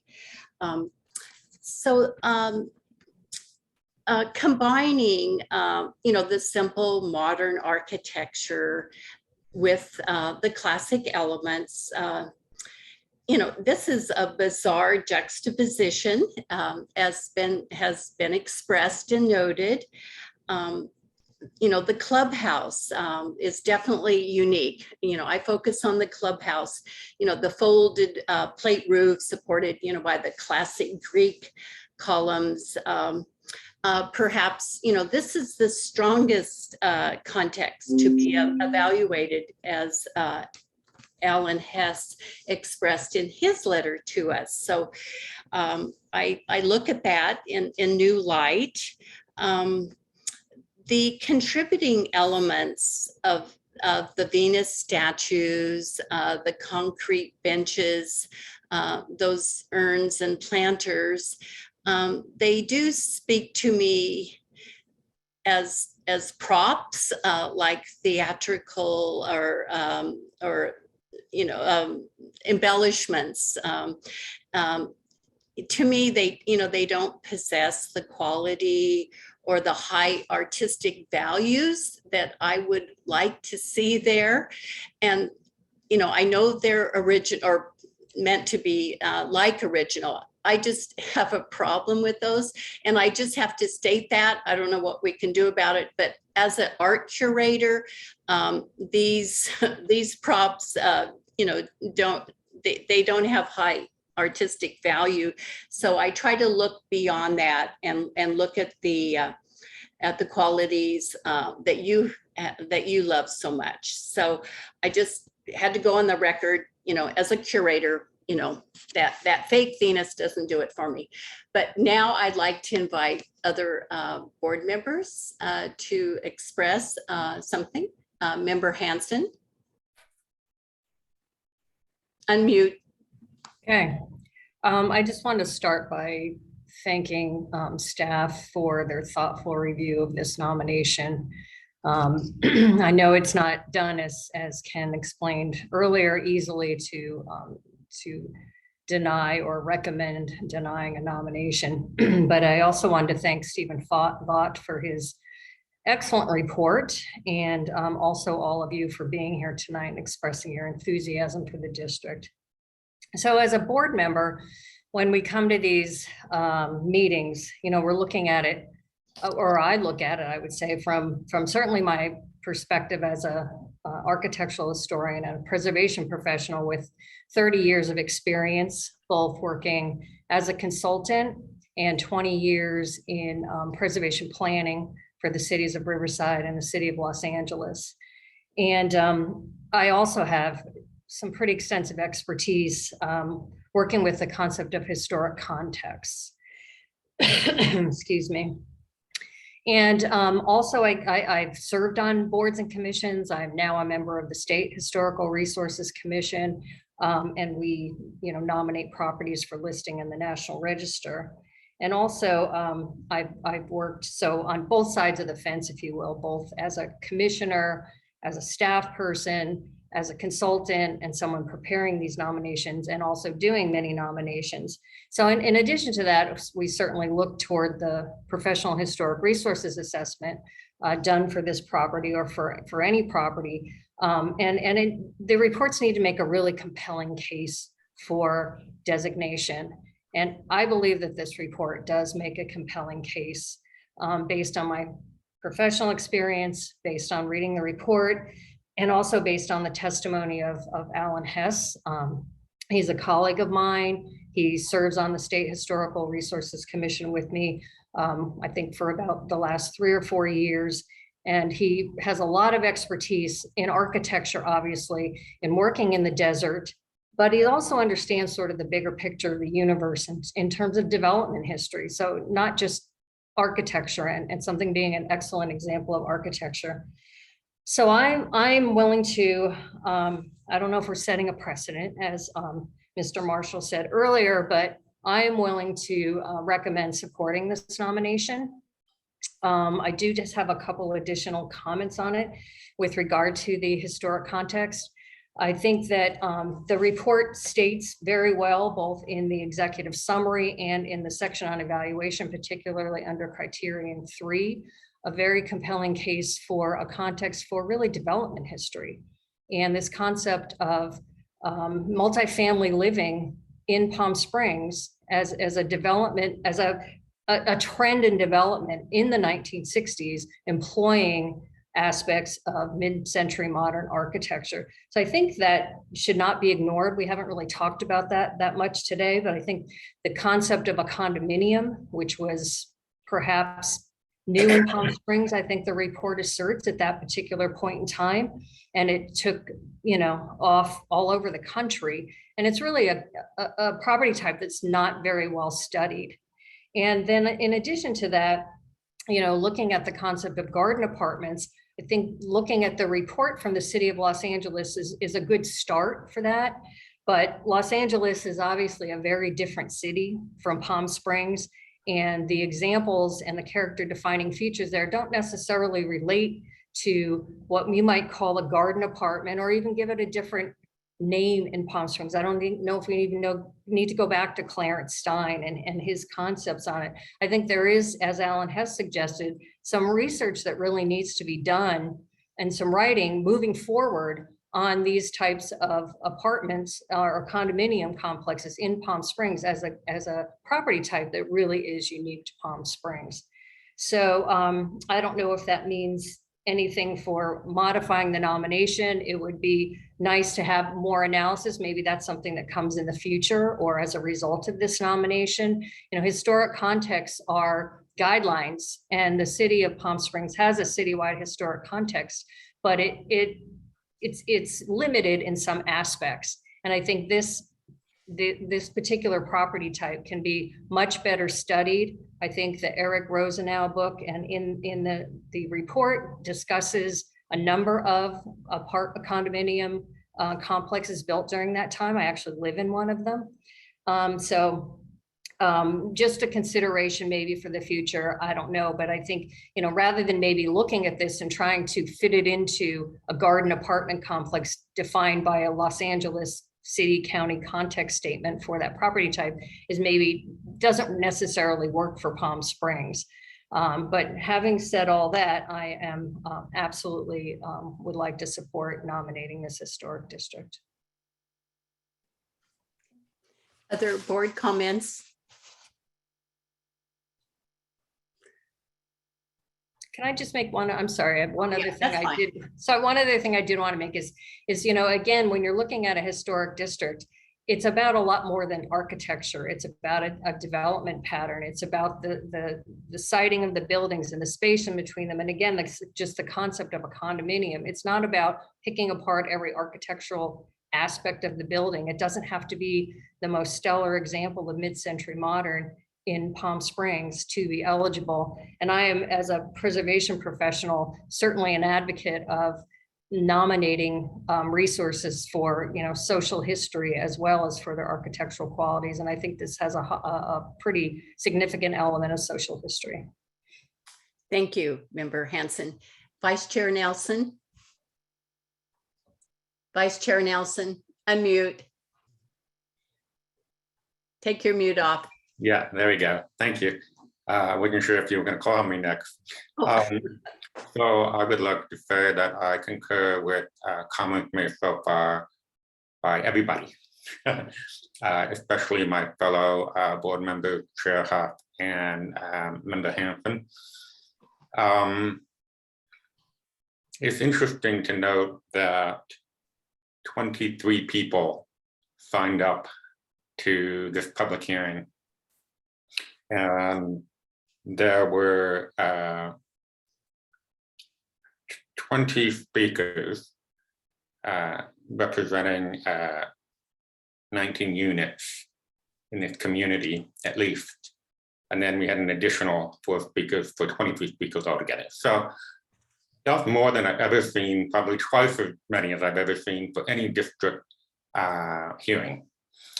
And I was lucky enough to rent a unit for a few months in Canyon View Estate down the road. And like Gary John, were able to walk by Villa Roma every day with my dog and see all the people just slamming on their brakes like, oh, wow, what is this? What have I found? And so, yeah, there may be this small level of kitsch, but I think it rises above and beyond kitsch. And it epitomizes old Palm Springs, and it evokes that feeling of nostalgia and la dolce vita. After all, having grown up here, I remember seeing at least 2 to 3 dozen examples of this Roman, Italianate-inspired architecture all throughout the Coachella Valley, but more specifically here in Palm Springs. It was done in some tract homes. It was done in custom homes in Little Tuscany estates, which was inspired by the developer of that area taking a trip to Italy and likening the terrain of Little Tuscany to what he saw there. So, you know, it has a long history here.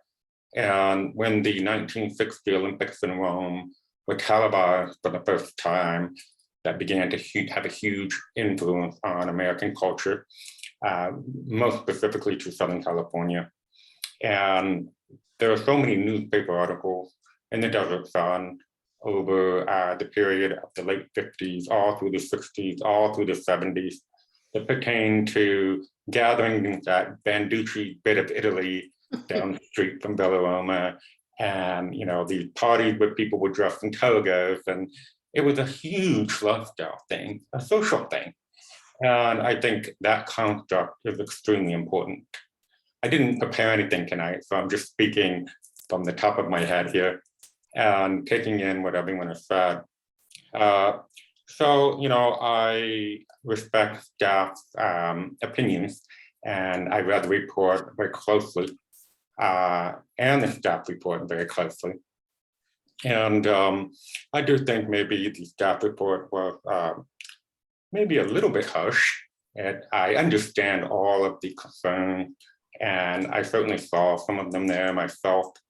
But having been there many, many times over the years, over a period of 4 decades, it looks better now than it's ever looked, in my humble opinion.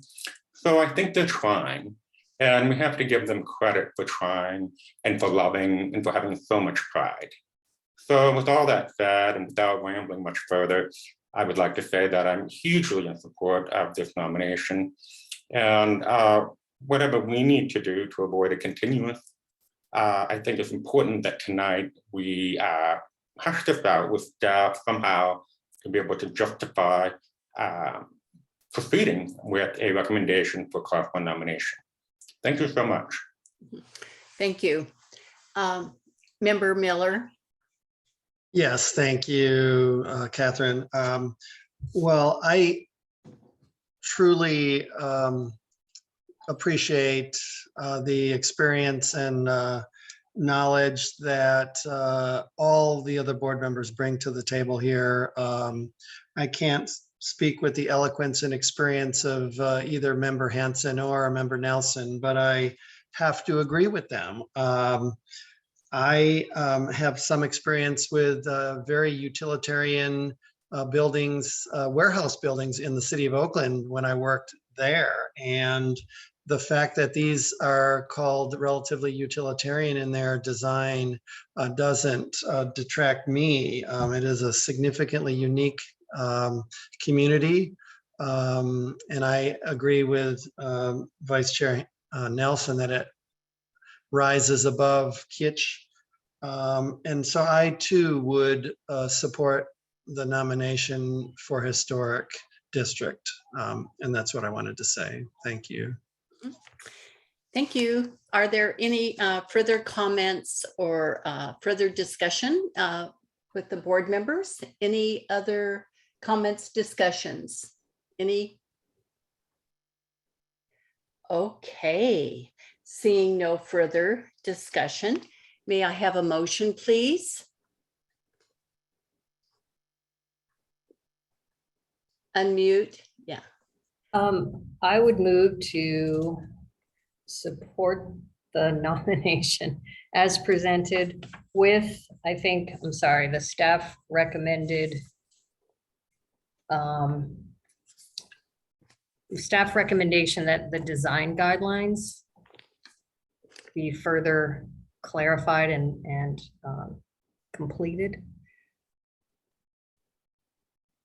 to address I don't know how that would work, Ken, if it would be appropriate to ask you, but it seems like there may be some concerns with the existing design guidelines that might need to be further discussed and finalized as part of the nomination, our acceptance of the nomination. Okay, we have a motion. Comment, Vice Chair Nelson? Yes, I would just like to second that motion Oh, second, okay. and make sure that we satisfy everything that Member Hanson suggested in her motion, and also satisfy whatever staff requires for us to be able to make and pass this motion tonight. Okay, so we have a motion by Member Hanson, second by Vice Chair Nelson. Is there any further discussion on that motion? Mr. Lyon?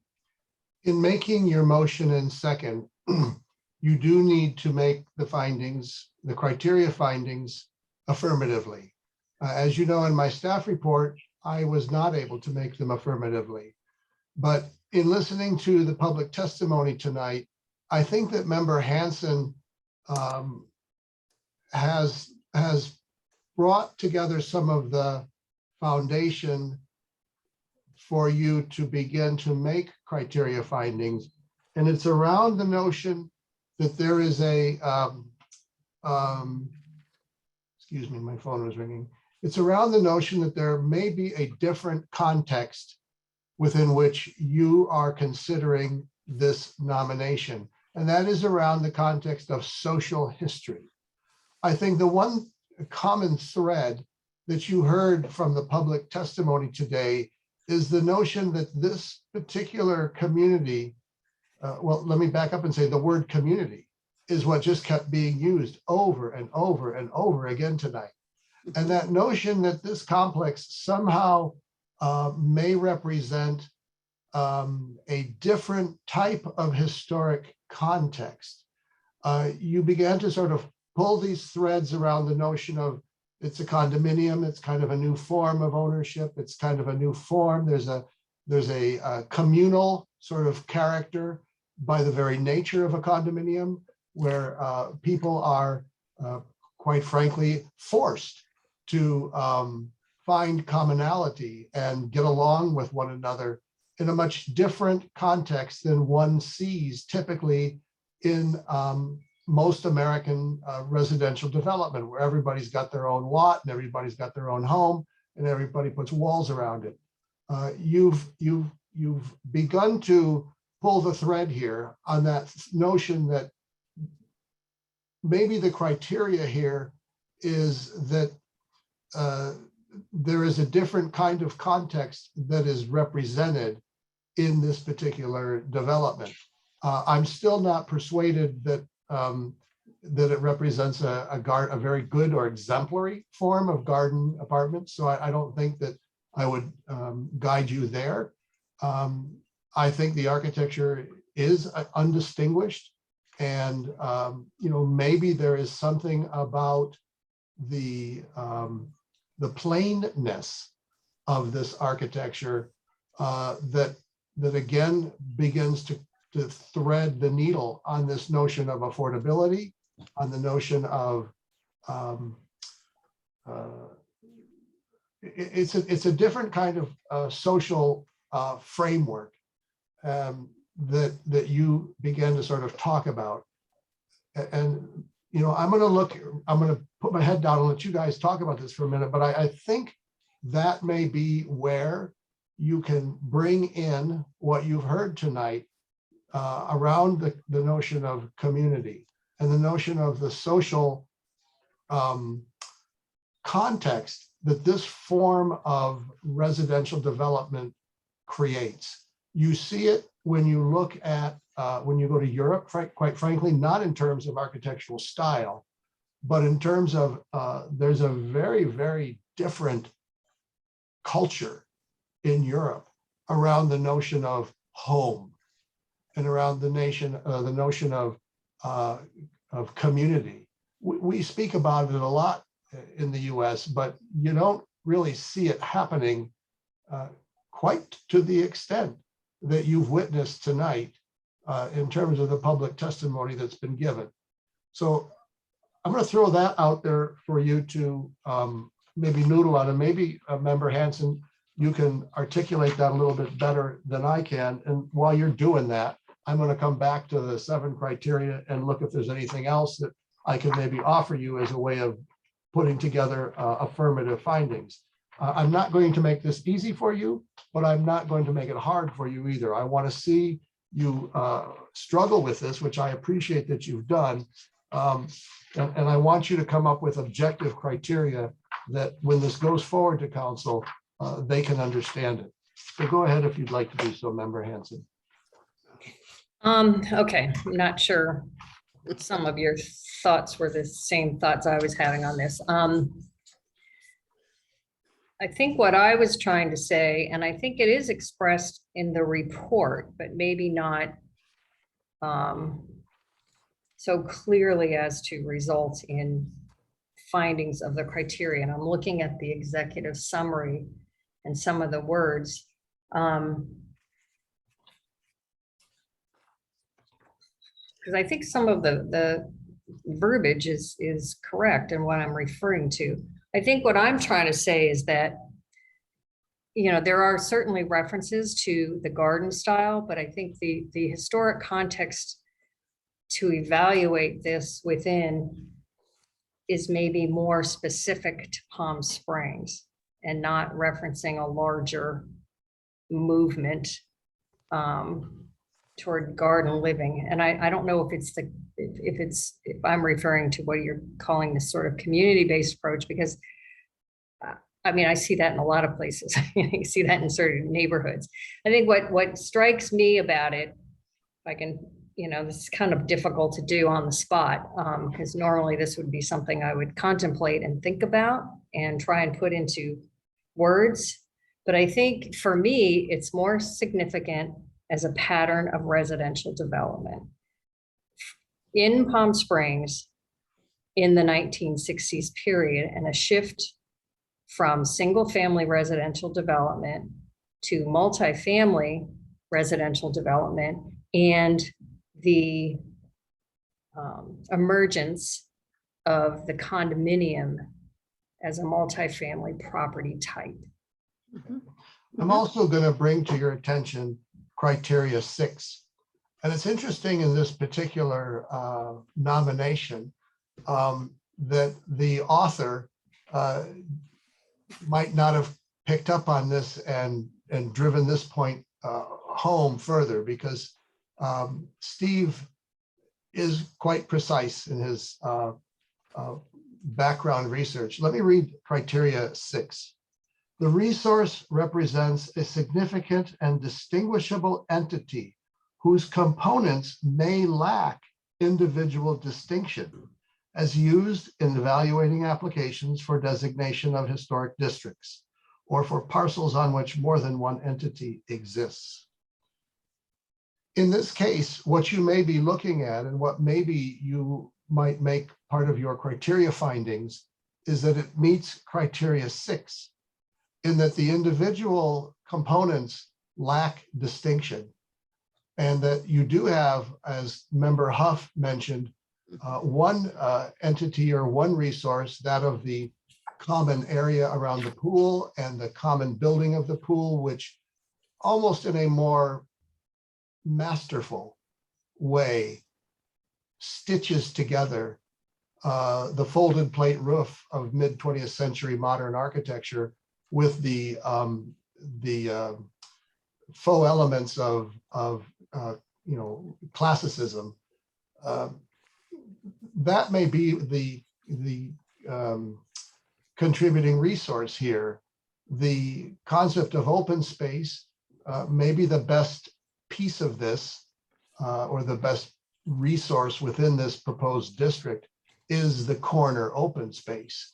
The community has mentioned that the corner open space functions to a great extent the way that the open space in these garden communities in Los Angeles and elsewhere did, where it brought children together on playgrounds for common community gathering, or where adults gathered, where mothers gathered in the open areas while their children played, and so on.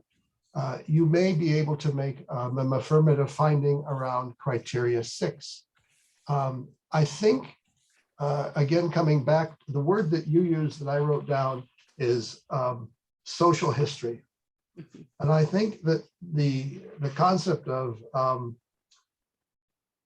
social history as a character defining feature may be something that you can work with. Those are the two thoughts that come to my mind. I really don't think the architecture is significant. I don't think the architect is significant. I don't think the construction is particularly significant. And I want to keep coming back to the notion in our historic preservation ordinance of exemplary. You can look at a place and you can talk about how charming it is and how much everybody feels at home and how they feel this wonderful stuff about it. But you've got to find something about this particular nomination that is historically exemplary, that is historically significant. These buildings are not historically significant. The construction isn't, but there may be something in this very nomination as a historic district where its individual components may lack distinction, but there are factors in it here that reflect a context within a social history or a social context that is unique. Let me just follow up on what I was saying. I think the concept of social history applies to development history. It's not necessarily about the people in the playground. It's an aspect of social history. And it doesn't necessarily have to imply that it's exemplary for its architecture, individual buildings. It exemplifies a period of development and a type of development and a type of multifamily living from a particular point in time in the city of Palm Springs. I think it seems like there's, which, I'm new to Palm Springs. I've only been here about 2.5 years, a little less than that, and then about 1.5 years on the board. But sometimes I have to get away from the notion that it's all about just architecture. And I'm not saying that there isn't something significant about the architecture of this particular complex. So I'm not implying that at all, but I'm saying for me, the primary context comes from this larger concept of this as a period, very specific period of development in Palm Springs where things kind of shifted. And it certainly employs the mid-century modern aesthetic, but it does it within the context of a condominium complex, not necessarily applied to an individual building, that exemplifies mid-century modern. It's Okay, sort of I think you're onto something, and I'm going to challenge you. because this is where I think you're going to refine your findings. Why then should this particular condominium complex, among the dozens or hundreds that have been built in Palm Springs and even in South Palm Springs during the same period, why should this one be elevated to being recognized as being particularly exemplary or historic? Well, I think, there's a couple of reasons for that. I think one, it has been recognized since it was billed as something special. And that's not insignificant that even contemporaries at the time were appreciating the complex for what it is. But I'm not sure that there are dozens or hundreds of buildings from that same time period. I mean, from the sense of view that there were lots and lots of condominium complexes that were developed here in town at that time. Well, I mean, historic preservation is all about comparative analysis and relativity. And that's why I was saying that, there probably needs to be a deeper examination of these types of complexes from the 1960s as a property type that's significant to Palm Springs.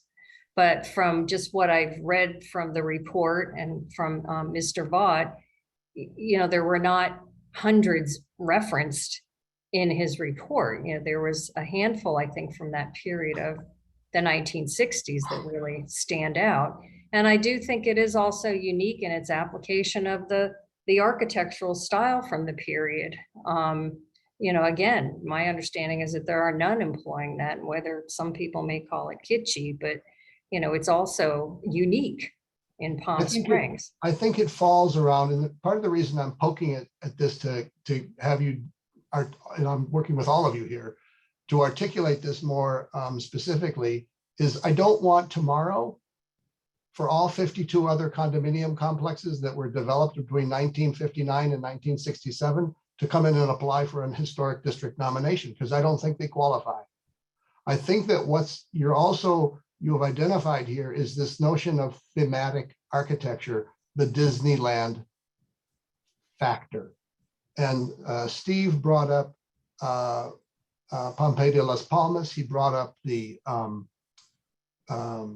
Royal Hawaiian, and there may be others here in the city that I'm simply not aware of, where there was this kind of thematic application of a theme, almost like I'm going to use the Disney metaphor, I guess. If Disney's going to create Tikiville, you might see something like a Royal Hawaiian, and if they want to create something like Romanville, maybe there's something like this one, or Pompeii de las Palmas. What are the other ones around the city that any of you know of? And Jade, I'm kind of looking at you a bit, that we could bring this forward as a criteria, a strong criteria factor, that this one is particularly historically significant because of its, call it kitschy or not. I don't think, it's a kitschy application of a theme, in the same way that Disney kind of creates, Main Street.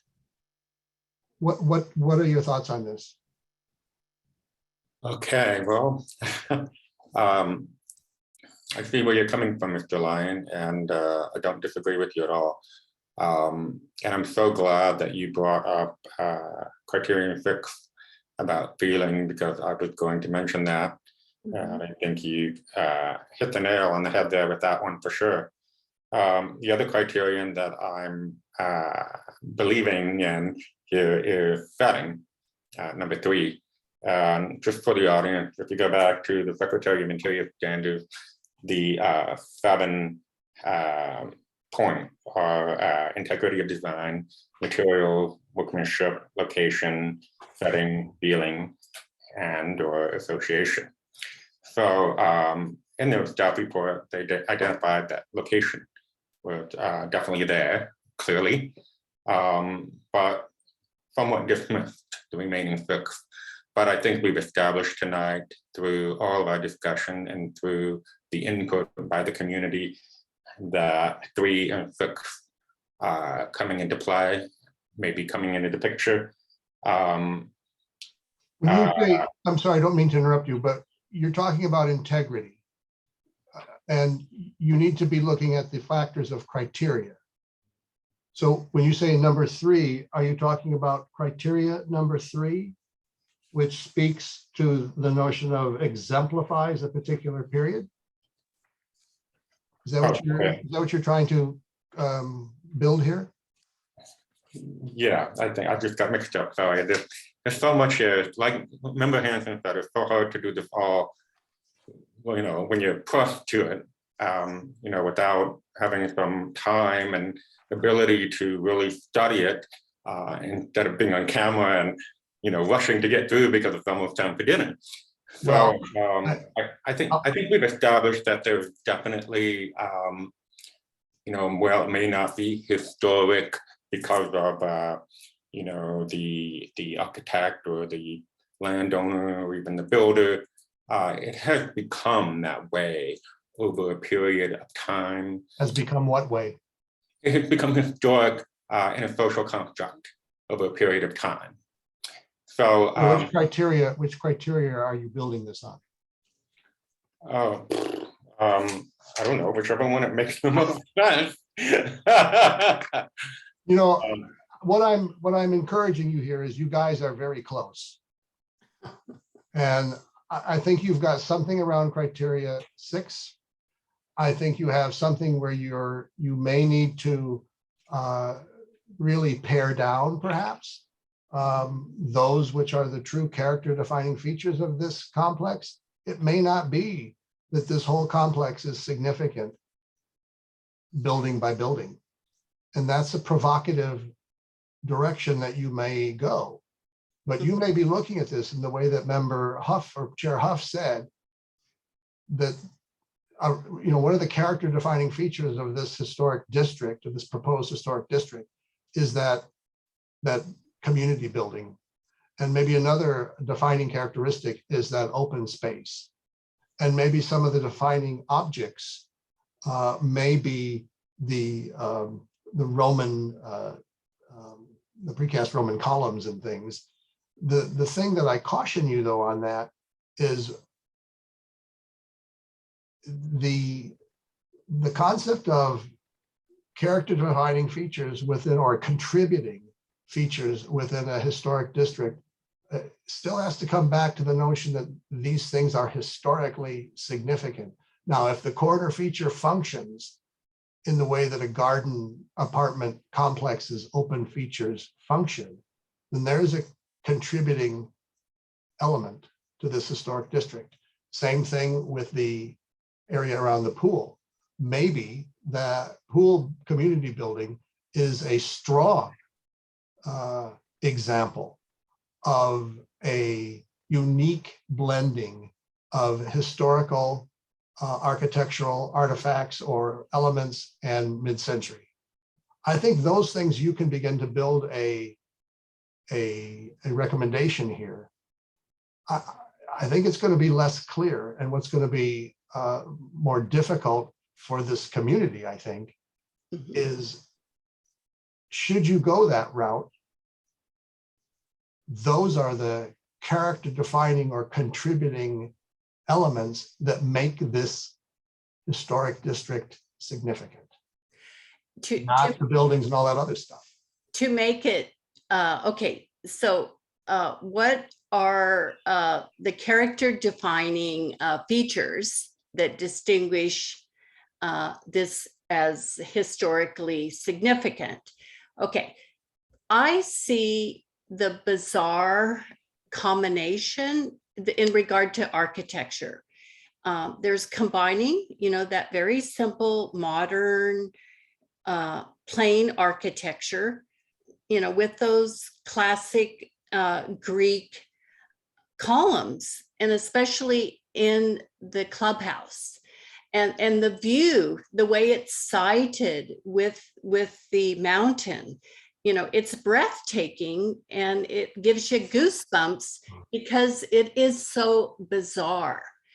And to me, that's what I like about it is that's very unusual. It makes it, it sets it apart and makes it significant and historical. And then this leads to the spirit of place that everybody's been talking about this evening. You know, the lifestyle, the leisure lifestyle, is that social? And anyway, Pull this back now into your 7 criteria. Because I'm going to argue with you and say the mountain in that setting doesn't matter. well, that gives me goosebumps. It's a feeling. Good that It's it does, a but every feeling. place in Palm Springs has that incredible Yeah, connection to the mountain. but it's citing. It's citing its sense of place, which goes into that social history weaving with the bizarre architecture. Okay. Okay, Member Hanson. Yeah, I think I don't know, I feel like we're going off on a completely wrong tangent here. I still think, you know, criterion 6 in the city's ordinance is also a criterion, and most city ordinances, by the way, are based on National Register criteria, or maybe even a city that has already adopted National Register criteria.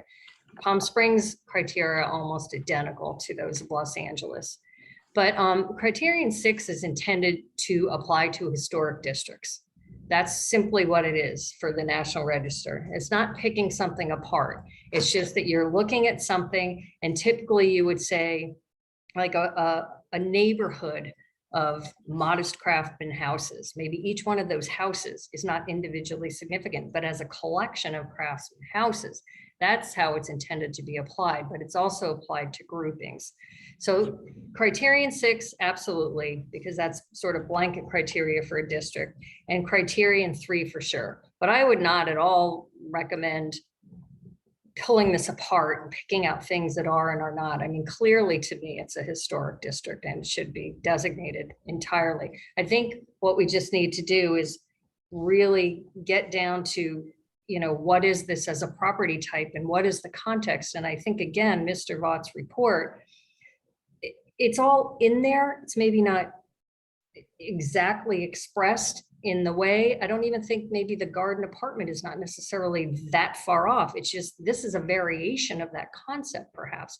But I personally, I have to say, and I'm sorry if this means we don't approve it tonight, I'm not comfortable doing this discussion and trying to pick this apart and apply something on it. I mean, I think that you can't, we need to understand, you know, what we're looking at, and if there's some element of comparative analysis to be able to say, yes, this is exemplary of this, you know, subtype of garden apartments, you know, from the 60s in Palm Springs. But I'm not comfortable trying to do this tonight. Well, let me give you one last thought, and then I will stop torturing you. I think it qualifies under criterion 6, as you guys have all discussed. I think that it can be found to be representative of a particular period when thematic architecture was being used in a fantasy-like way in leisure communities, resort communities like ours, that you were going to a place that you were kind of getting away from reality. But and I'm not suggesting that you're picking it apart. What I'm suggesting is that if you recommend this as a district, you must identify what are the contributing features. But you can't really do that without understanding the context, and also aspects of integrity are relative to the context within which you're evaluating it. So we're sort of doing this without all the information. Then if that's how you feel, then I would recommend that you continue this to a date certain of your next meeting and determine that we can put some specific requests out, perhaps to the applicant, to provide you additional information that you need in order to feel confident with that recommendation. Member Nelson. Yeah, I don't really feel that a continuance is necessary or that we need that much extra time. I think everything's been established tonight, and that Member Hanson and I could work hand in hand with Member Lyon or Staff Member Lyon before this all has to be made official and then sent on to council. I do agree that criterion 6 is the criterion to be focusing on now, and that it should be focused on as a whole. And I think that's what everyone has always felt all along, that the whole entity of Villa Roma is what makes it special rather than the individual components. And when you compare it to other districts like Royal Hawaiian or Marito Manor or even Desert Holly, it has similar types of feelings, but even greater than all those, they're all closer together. So in a way, they have created their own solar construct. By being close together, they're preventing each other from getting the sun. There's lots of minutiae and little fine points we could elaborate on forever and ever and ever. And there's really no point in another continuance or a continuance for another month. So if we can lock this down tonight, I think the motion's been made, it's been seconded, there's been lots of great discussion. And 23 people who have chimed in. Okay, so let me cut to the chase. Tell me which criteria you're going to base it on. It sounds Can like I comment on that before we, Yeah, because criterion 6, like I said, it's intended to apply to a district. It's not actually a context in and of itself. So for example, if you're nominating something for the National Register, you would do that criterion as well as 1, 2, 3, 4, 5. So it's a historic district within the concept of what I would propose to be the city's criterion 3. Okay, so we have a motion on So the 3 floor. and 6. Okay, we have a motion on the floor made by Member Hanson and seconded by Vice Chair Nelson. And I would recommend that you include the condition that the design standards be improved upon. Yes. And that's Hanson, isn't that what you said? Yes. Yes. Okay, so that the motion is stated. And any other discussion? Please. No. Okay, so if there's no other discussion, I would like to call for the question. All in favor of the motion, please say aye. Aye. Okay, any opposed? Okay, the motion passes 4-0. Thank you very much. This was a very helpful job. And healthy and stimulating and informative, wonderful conversation for everybody. And thanks to our audience for participating. And Ken and Steve. Well, this is what we're all here for. And I'll work with you all to delineate and get this refined as we carry the recommendation forward to City Council. Okay, so thank you very much. We're moving right along to unfinished business, and there is no unfinished business this evening. So let us proceed to new business, agenda item 4A. The City of Palm Springs seeking a certificate of appropriateness to allow removal of the stone arch at the Orchid Tree Inn, which is Class 1 and Class 2, located at 261 South Berlardo Road. Could I have a staff report on this, please? Yes, very briefly, I brought this to your attention last month in recent site inspections that I made to the site of the community church fire. I took a closer look at this arch, and I noticed that there are many factors of this arch that, in my mind, diminish or disqualify it as a character defining feature of this site. And I have outlined this in the staff report, in the photos.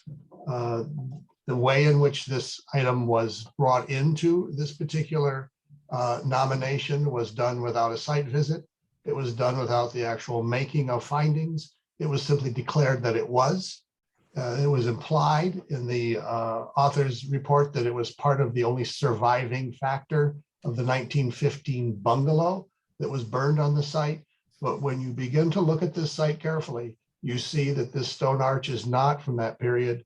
It is not a character defining feature. It was something that was probably added in the 1990s as a way of stitching together these disparate little individual inns that kind of lacked a common theme, because you see the same rock features kind of throughout the site.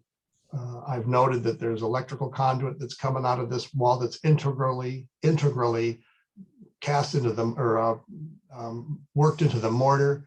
not something that was drilled in later.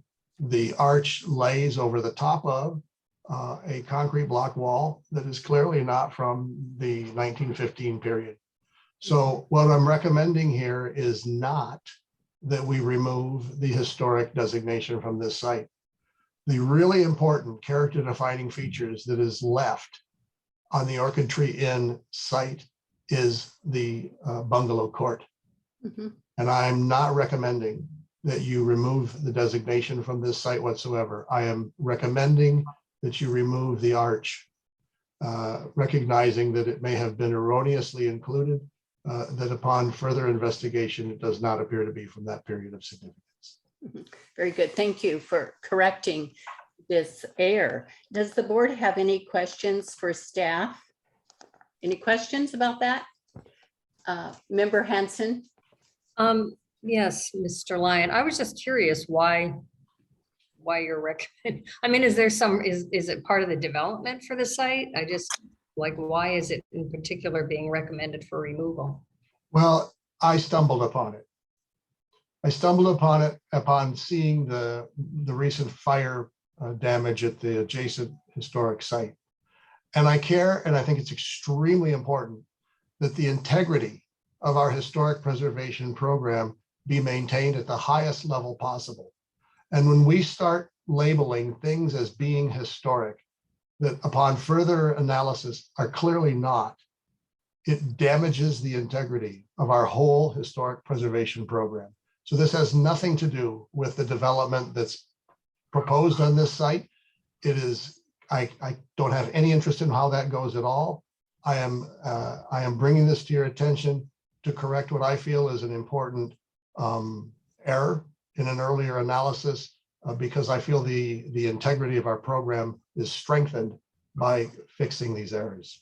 Couldn't the report be corrected or amended just to indicate that? No. Okay. It doesn't work that way. Okay. Okay. Any other questions for staff? Vice Chair Nelson? Yeah, thank you for that clarification, Ken and Member Hanson.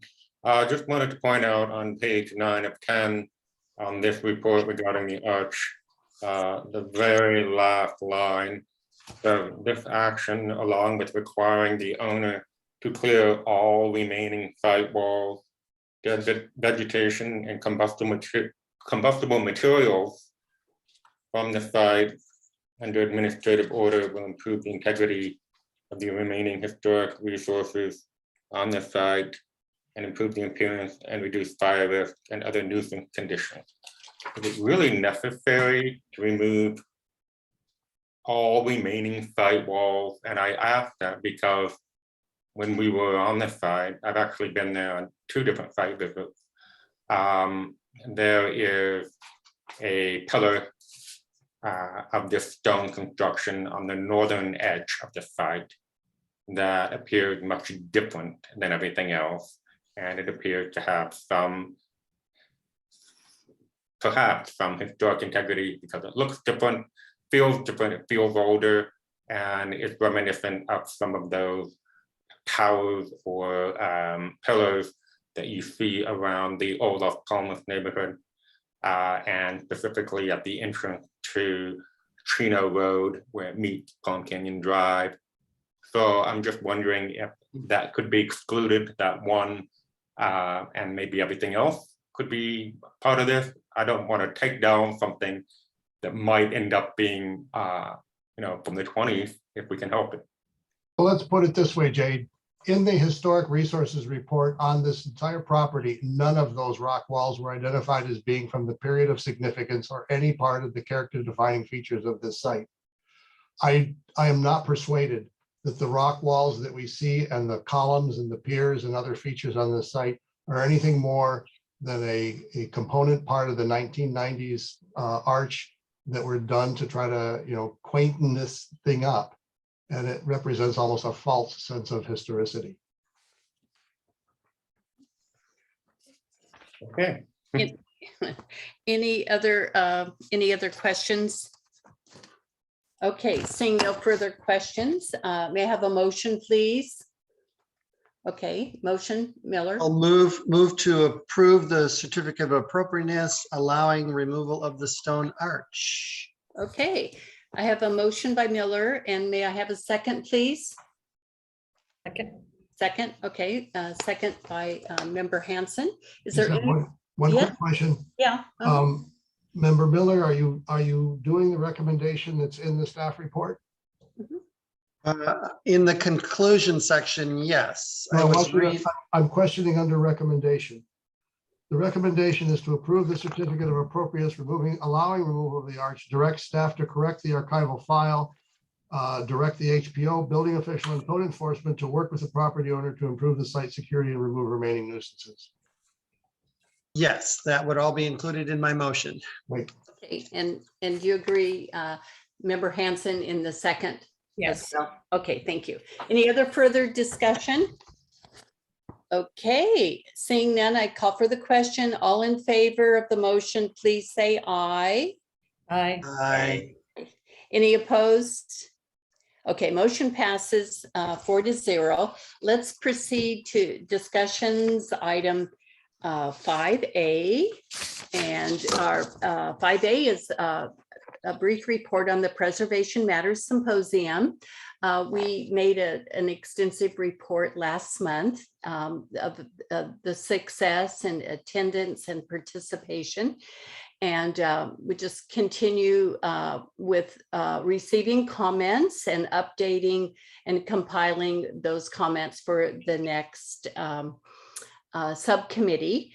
And I would like to request, if it's appropriate, to establish a new subcommittee to organize the 2023 symposium.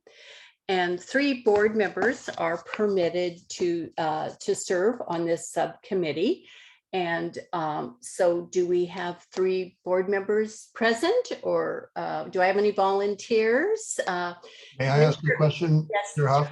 Yes. In making this request, isn't the board at this point aren't you asking the question whether or not that the board wishes to pursue the organization, the production of another annual symposium? So you're asking whether the board wants to produce this symposium again next year, and if that answer is yes, then you'd like to get a subcommittee appointed.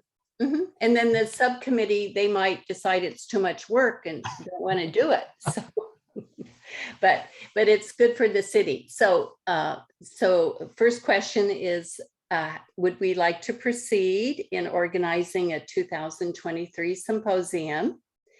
And Member Miller, you raised your hand for. Yeah, I was just going to suggest, so I won't be on the board very much longer. I'm in a holdover capacity. I just wanted to make that point or remind you. And also, I understand there probably will be some new board members coming on board in July or September. I don't know if you want to wait to try to solicit interest on the committee then, because without myself, there's only 3 of you left at this meeting.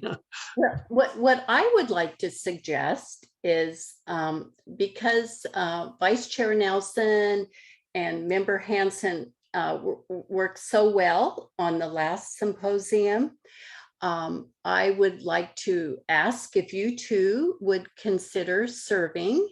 And then if we can leave the 3rd spot open for a few months, I can kind of help and work with you over the summer, but perhaps I could step back and a new board member could serve with some new ideas and a fresh, fresh voice. So Member Hanson and Nelson, would you agree to start the subcommittee? Sure.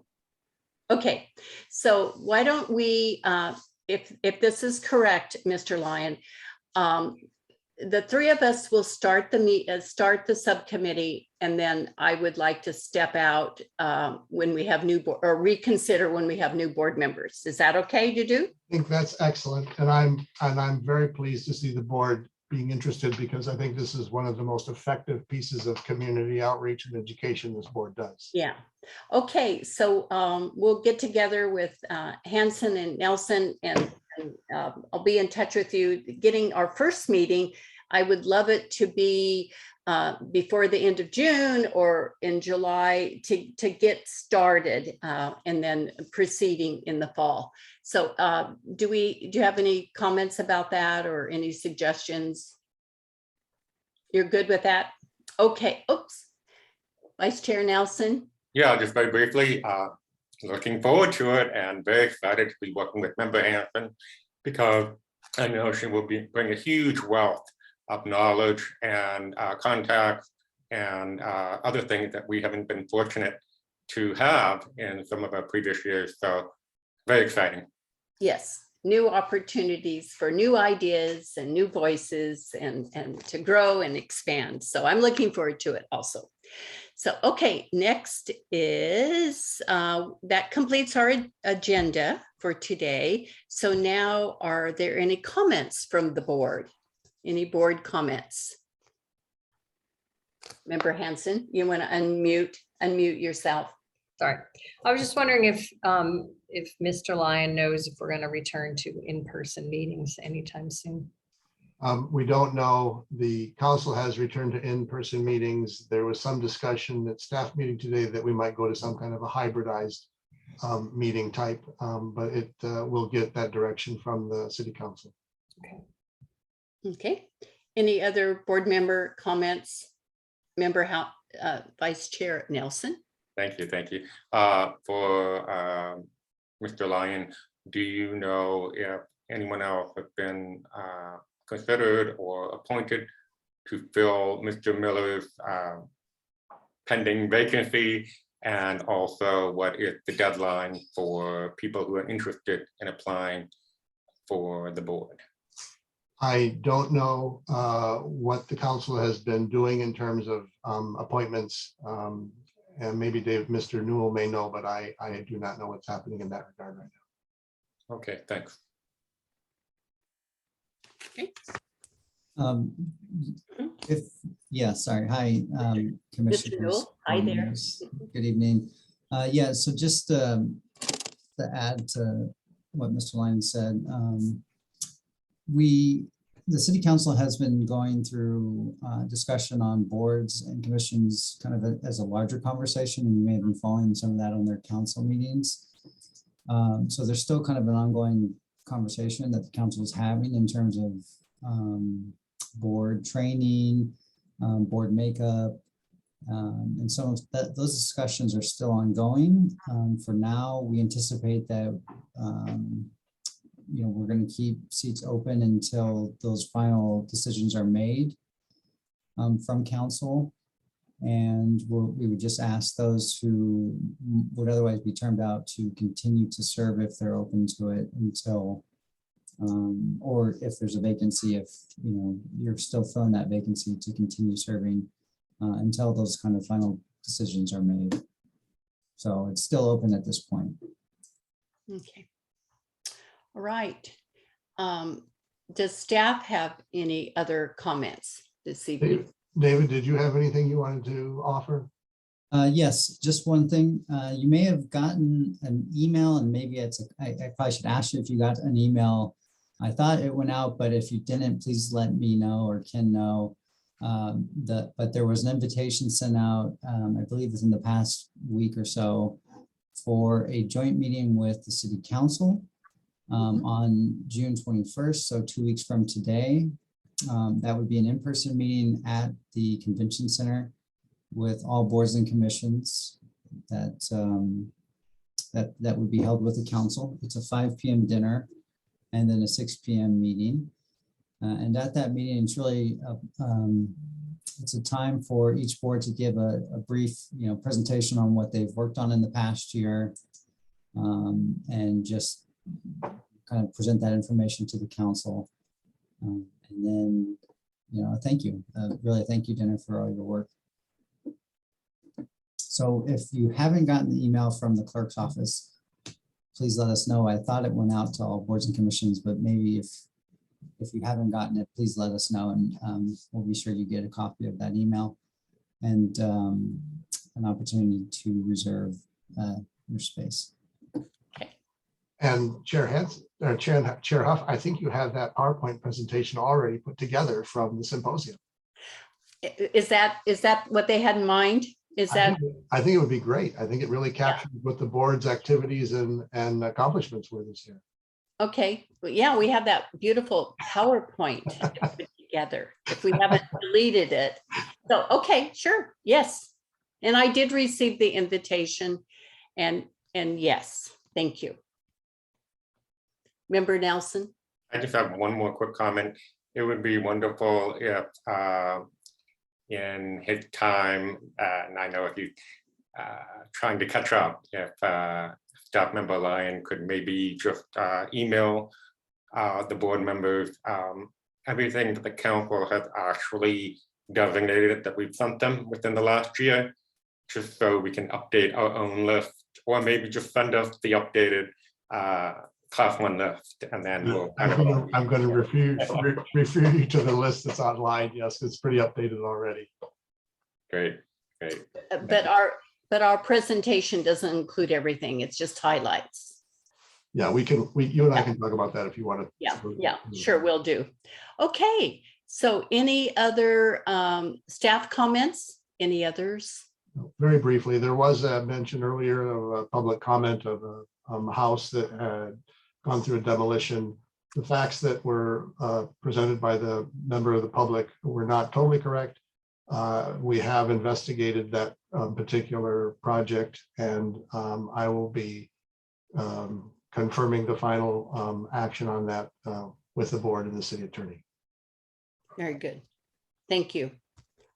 Thank you for being a private investigator too, looking into everything. So, okay, seeing no further discussion, this meeting of the Historic Site Preservation Board is adjourned to the meeting of Tuesday, July 5, 2022 at 5:30 p.m. And it is what, 8:04 adjourned. So thanks everyone for your participation this evening. It was a really great meeting, and thanks to staff and all that participated. Thank you and good night. Thank you, everyone. Good job today. Yeah, thank you. All. Good night. Thank you. Bye-bye.